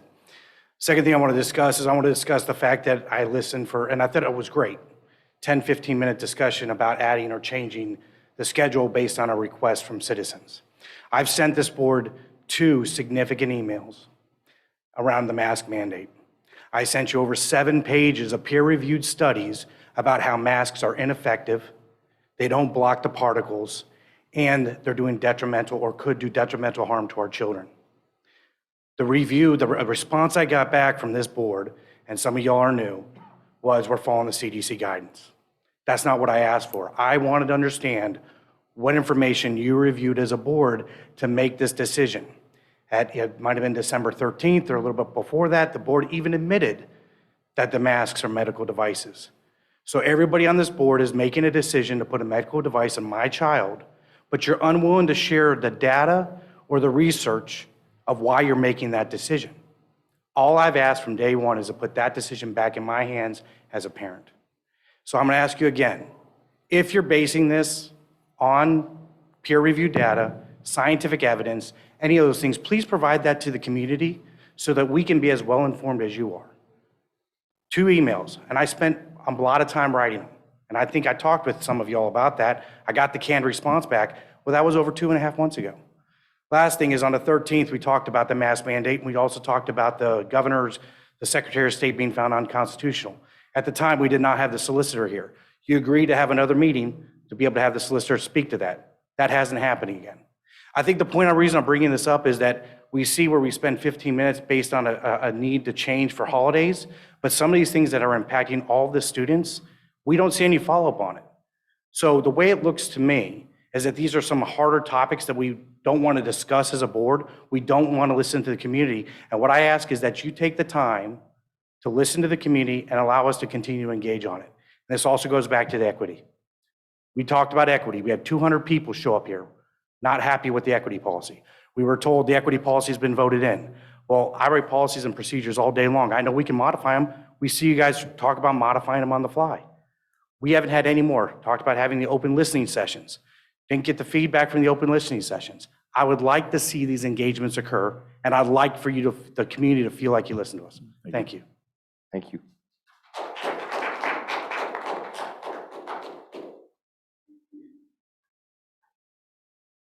Heather McCreary again. I started in my first comment talking about some of the ridiculous rules. And I want to stress that nobody that comes up here at all has never said we should not be safe on behalf of the kids. But I helped argue and advocate and change the rule that we couldn't do competitive sports. I participated when we said, why are we doing 6 feet, not 3? But I want to share with you guys an example of how ridiculous this is. And your refusal to not talk about it actually has now affected, in my opinion, academics. So this is the 4th year for the Owen J. Roberts competitive mock trial team. A bunch of people and a bunch of kids worked very hard to get where we are. This year, the competition's virtual again. So the kids want to compete at the school so that we can be together in a group and use the high-tech internet that's available. So if this group of kids were to go into the basketball court and put on a basketball uniform, they could compete without masks. But because it's an academic team, I assume they have to wear their masks. Do you see how ridiculous that sounds? seriously. That's why people have been asking, can we please meet? Can we please talk? Can we please figure this out? Again, you have kids that are being sent home because they go to the nurse and ask for an aspirin. You have kids that are being told they're going to be kicked out of school because they're not wearing a mask. Your last speaker that came up here didn't have a mask on. Is he going to be kicked out of the building? I also have a separate question on a different topic, but related. What is going on with the virtual education? I help run Bible school at my church. The first year of school is out. So can I schedule that Bible school the week of June 13th, or do I have to wait? Because are we doing virtual snow days? Or I don't understand why the calendar would go over to that week when we can do things virtually now. And I would also like to thank you, Mrs. Munson, for bringing up the dashboard. I would have brought that up in my first comment period, but please go on Tredifferent's dashboard and just copy it, all the data you guys have, and then parents will be a little bit more clear about what's going on in the district. Thank you. Hello, my name is John Barnett. I'm a resident of West Vincent Township. I'm a member of our local Interfaith Action Community, Power Interfaith, and Pennsylvanians for Fair Funding, and also Beth Israel Synagogue down the street. And many of these groups have been working to try to get the state of Pennsylvania to be more fair about the distribution of state funds to all of our 500 school districts. And now that we're approaching budget period, as all other school districts are approaching, I wanted to say I appreciate the work that this board is doing and the chief financial officer and team, and the work that you do each year in managing the finances of the district for the best outcomes of our OJR students. So at this time of the budget, we also have a historic event happening in the state, which is a court case in Commonwealth Court that's about 3/4 of the way through right now. 6 school districts, as you know, and the NAACP, some students, parents, and other groups have been suing the state for 8 years to change the way that we in Pennsylvania pay for our public schools. So this has gone to Commonwealth Court and will likely end in February. So I wanted to just bring a little bit of news from that court case that will affect O&J Roberts, hopefully in a very positive way. Last month, the CFO of Lancaster School District testified at the trial that their board and their financial office tries each year to achieve more and more budget efficiencies. They manage their finances very well.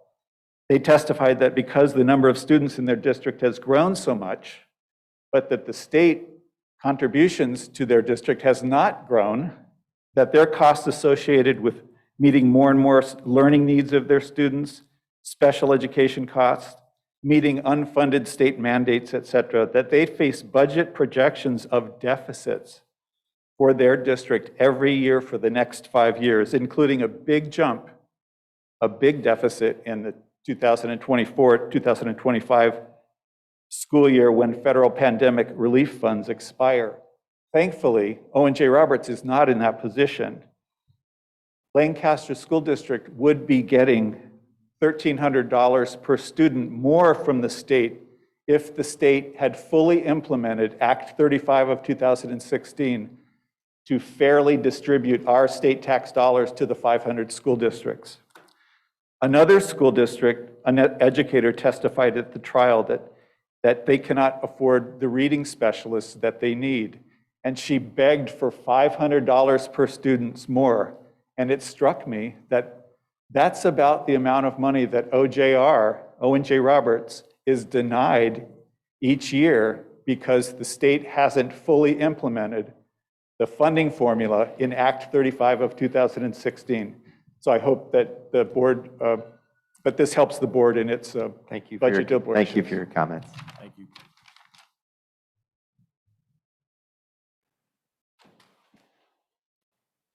Hi, I'm Lisa Fielder, West Vincent Township.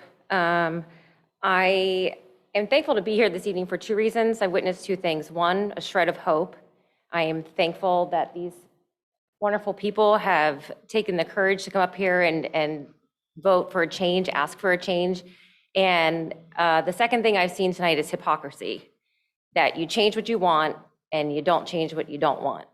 And for parents in this room, that have been fighting the battle of the masks, I'm asking you, I'm pleading with you, allow the parents to make the decision. I've had my children quarantined because my children who are old enough to make the decision to not be vaccinated because they don't feel like they want it yet, they're not ready, they're scared, there's crap all over the news that we try not to watch because we have smartphones. They've made the decision to not be vaccinated. And because they're not vaccinated, the school then has become the biggest bully and said, well, you can't play with us for 5 days. Go home, you can't see your friends, and you can watch them from the iPad, which we've, as parents, have put sensors on, and now we have to take all of these things off so that they can get back on Google to watch school, which is absolutely ridiculous. But yet you allow parents to make the decision to opt their children out of a survey called PAYS. If you're a parent in this room and you haven't seen it or looked at it, I challenge you to do it. It's disgusting, the things that PAYS allows these kids to read and give their opinion on about drugs and sex and alcohol and bringing guns to school. Things that you allow parents to opt their children out of that, but you don't allow parents to opt their children out of taking something off of their face so they can recognize their friends in the classroom. I'm pleading with you. Please allow these kids to have a normal childhood, allow them to get back in their classrooms, have a normal life, enjoy their friends, and allow parents to be parents. We're all doing the best that we can. As parents, all we want to do is keep our kids safe and keep them in school. I met with the principal of their school this week, and you know what she told me? Yes, Mrs. Fielder, this is what we're looking at. Here, let me show you my spreadsheet. I'd much rather be working on curriculum, but right now we're looking at spreadsheets talking about who's been quarantined and who's been where. My children were quarantined from playing with from a kid on a bus that they play with every single day after school. It makes 0 sense.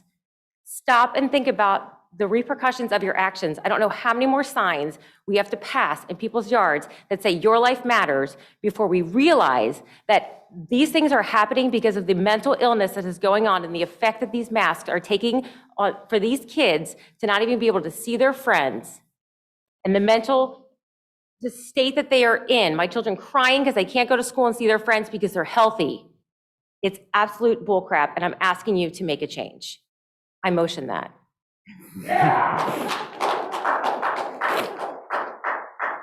Are there any Zoom? Mr. President, there are 2 hand raised. Krista Collins, please give your full name and township of residence. Hi, sorry, Krista Collins. I am with East Vincent Township.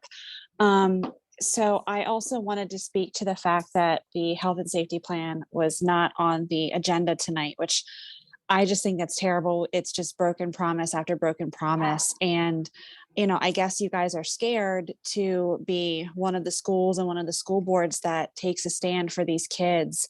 You just keep saying that you're going to keep everybody safe and keep them in school, but mental health and, it's a huge part of safety. And there's so many things that have come out lately about masks, and I think it's apparent we're all living with COVID, right? It's not going away. We're going to have to continue to live with it. So COVID's here for 10 years. Are you going to mask the kids for 10 years?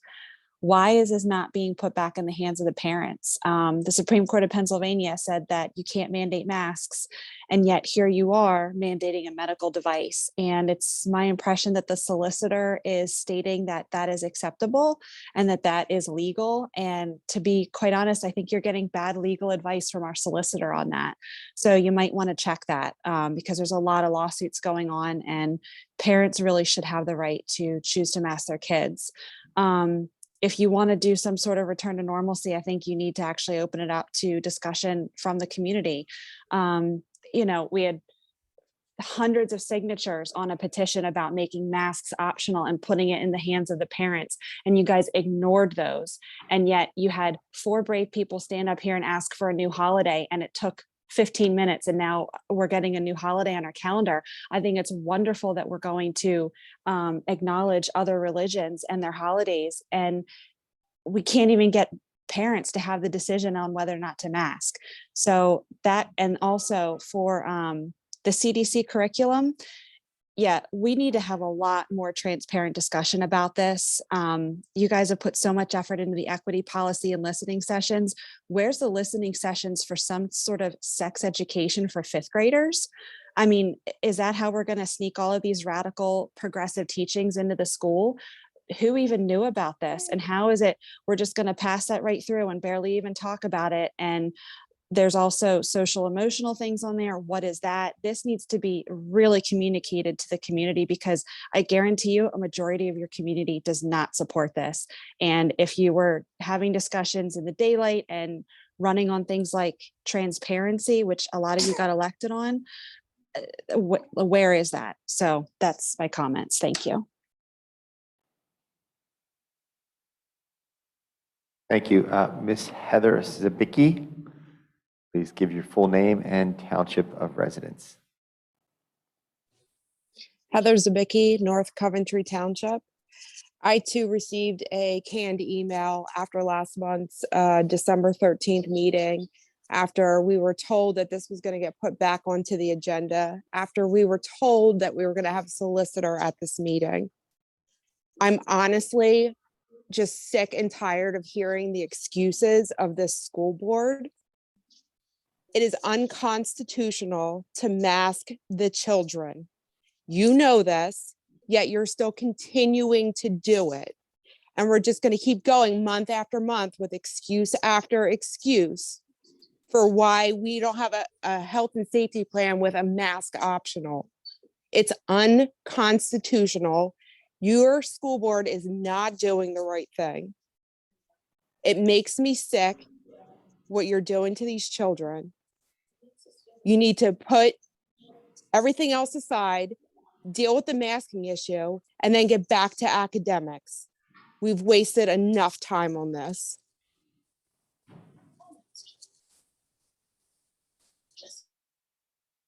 Thank you.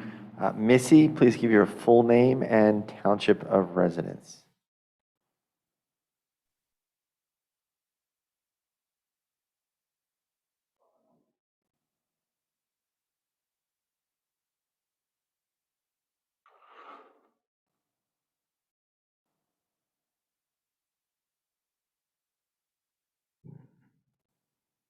Missy.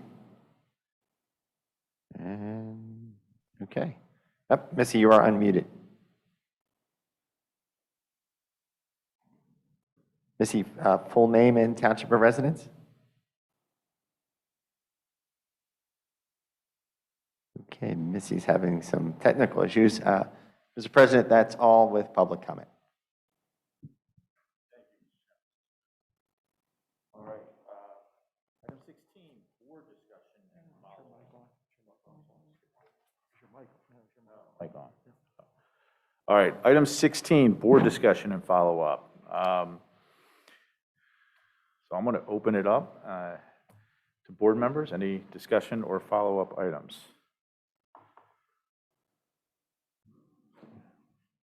Yeah, I don't know if this would fall under a request for more information or not, but I'm just going to put this out there. Dr. Stout, as a follow-up to your report earlier, you mentioned some of the cases that we're reporting. I would like to know how many of those are currently asymptomatic. I don't think asymptomatic cases currently need to be quarantined per guidelines.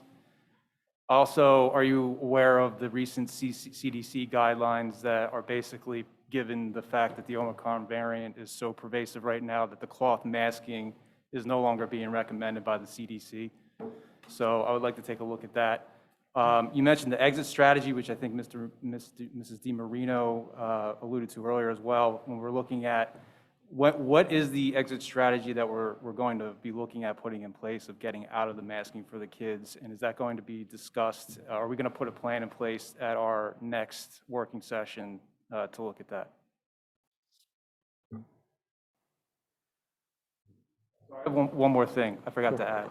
You mentioned that there was 11 out of the 12 school districts in Chester County that are 11 districts out of the 12 are requiring masks. What is the one district that is not currently Sure, requiring masks? Oxford School District. Oxford School District. Yeah. So do we have information from them in terms of what their case counts look like? Yeah, we do not. I know there were several others, and we do not have that information. There's there's questions about reporting and how accurate we could get information on those other schools. Okay, so, and then outside of our area, Council Rock School District, for one, comes to mind in terms of having gone mask optional back in December. Do you know whether or not they decided to go back mask requirement, or did they keep that optional? I do not know about them. Okay. I just know about the ones adjacent to us. Okay. I mean, I'm not clear on why we're limiting that information to just Chester County. I know we're tracking cases in Chester County and we're responsible to the Chester County Health Department. However, we're in a larger region than just Chester County. There's not a wall around Chester County that I'm aware of. So I'd just like to know what other school districts are experiencing if they've gone mask optional. Thanks. Yeah, along with what Dan was saying about that, I think, our community is really asking for hard data to show that masks actually reduce transmission in the schools. And I think that's a very difficult case to make, and that's why we're having all this controversy. So if there's any way we can get any information on any district that's counting, like what about Twin Valley? They're mask optional, are they not?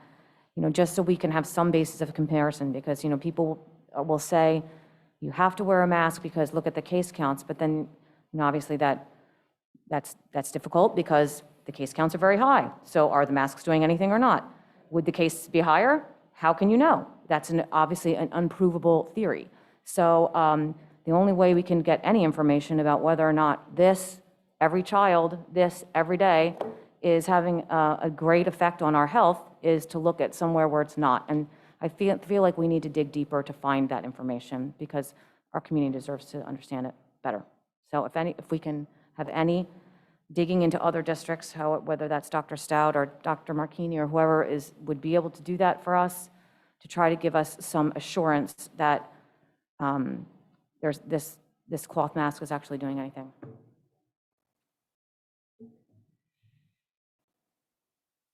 Sorry, Paul, I have one other thing. When some community members spoke this evening about ID and about some of the challenges around education that their families have experienced during that month of fasting and having to make decisions and that kind of stuff. I just want to see if there's any opportunity for us as a board or for us as a community or a community of teachers to better understand and make sure that needs are being met during that learning period that they may be fasting or having to have some sort of diminished responsibility within their family to make sure that they're getting supported here in the school as they may need. Mr. President, Mrs. Sabo has a question. Hi. I wanted to bring up something that Dan mentioned about the masks, the cloth masks. And yes, the CDC did show them to be the least ineffective masks to use. But what the CDC and multiple medical professionals and hospitals across the country are recommending is surgical masks or N95s. So I guess what I would ask is, are those readily available within our schools? And do we have the KN95s available for our teachers if they would want to utilize them? Dr. Marchini, I may need a little help on that one. I know right now from what I hear and what I read, those masks are very difficult to come by.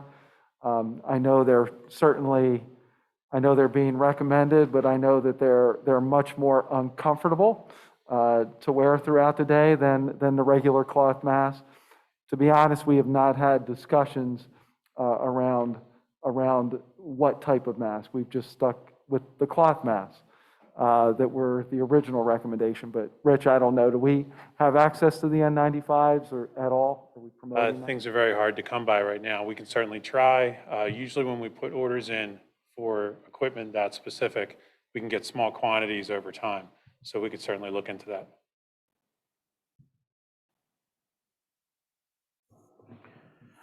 All right, just so on a summary on this part, when we're talking health and safety plan, I would say that it seems to be some consensus on a request for information. So we can have discussions around any other information, benchmark information around other school districts, if data is available. The other request would be just if, what exactly are the CDC guidelines, implications on the change to the masking part of this? So if we could have that information at our February 7th meeting when we're discussing those two items.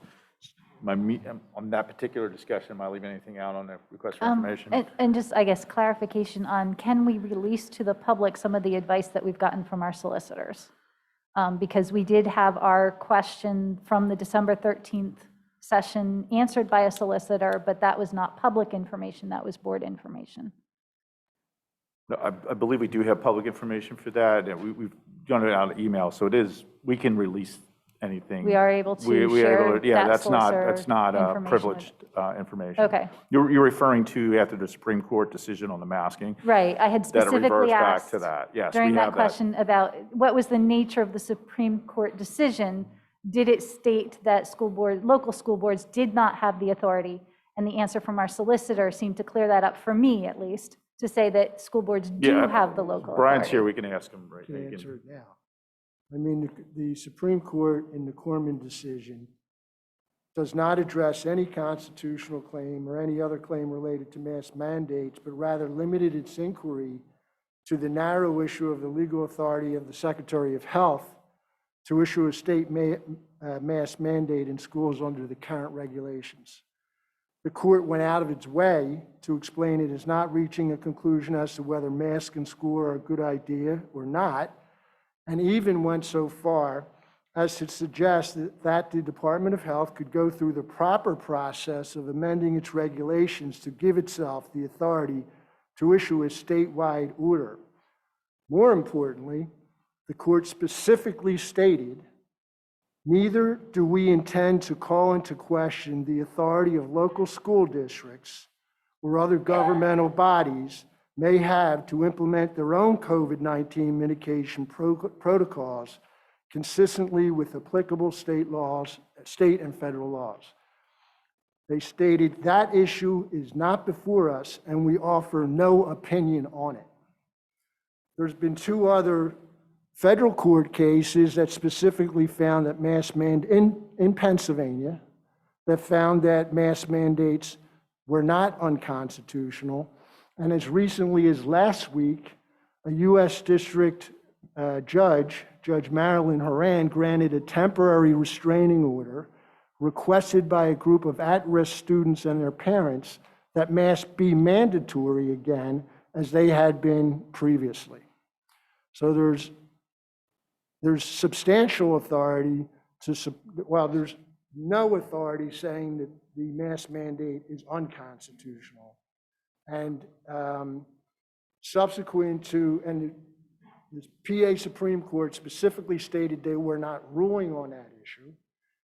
The Pennsylvania Department of Education, as soon as that Corman decision was issued, reiterated its positions that schools had the authority to issue mask mandate, and our opinion remains that the district has that authority.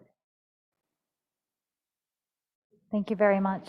I think the other point of clarification that I had asked a solicitor during it was a board member session that was with legal counsel, was around the characterization of masks and whether they are to be treated as medical devices. And the advice that I heard during that session was that no, masks would not fall into the category of medical devices. That's correct.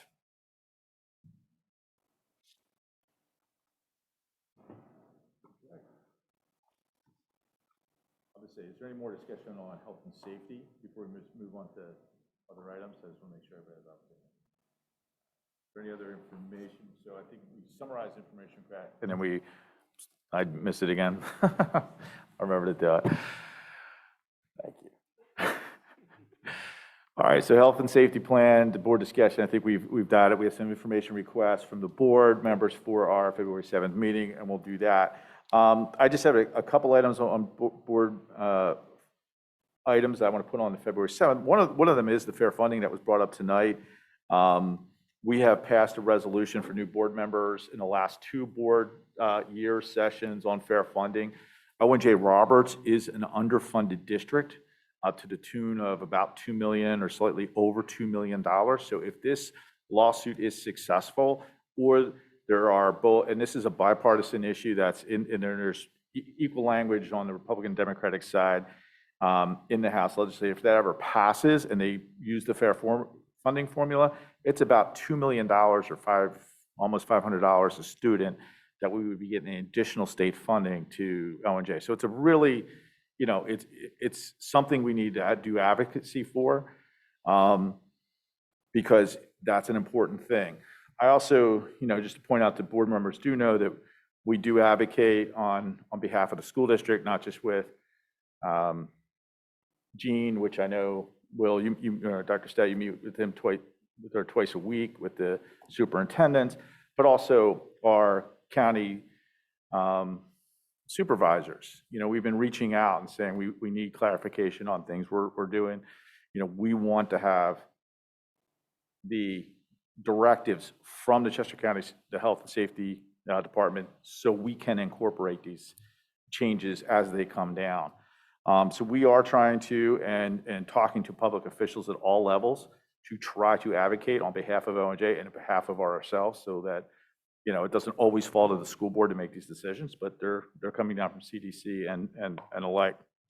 And the last thing is, I really love the curriculum presentation on the STEAM.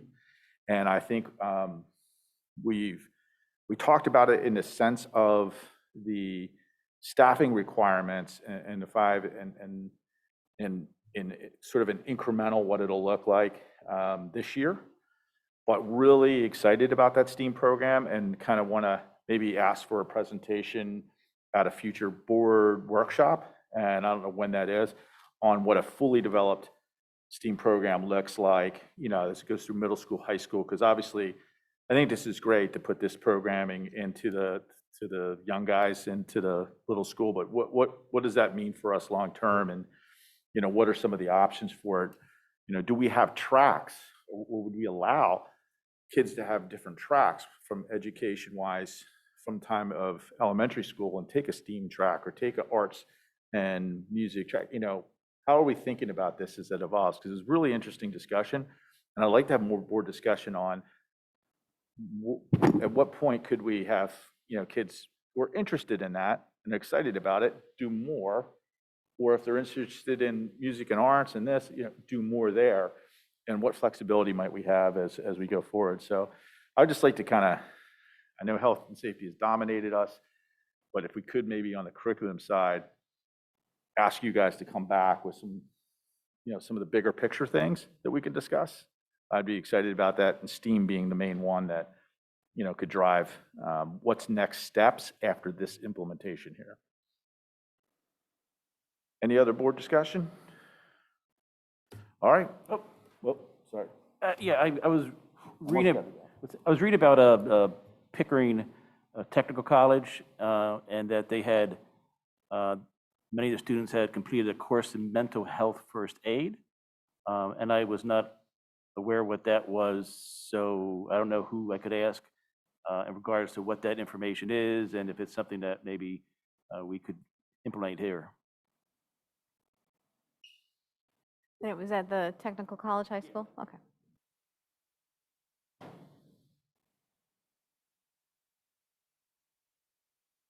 It was basically, training students to recognize mental health issues in themselves and also their peers. Sound very interesting.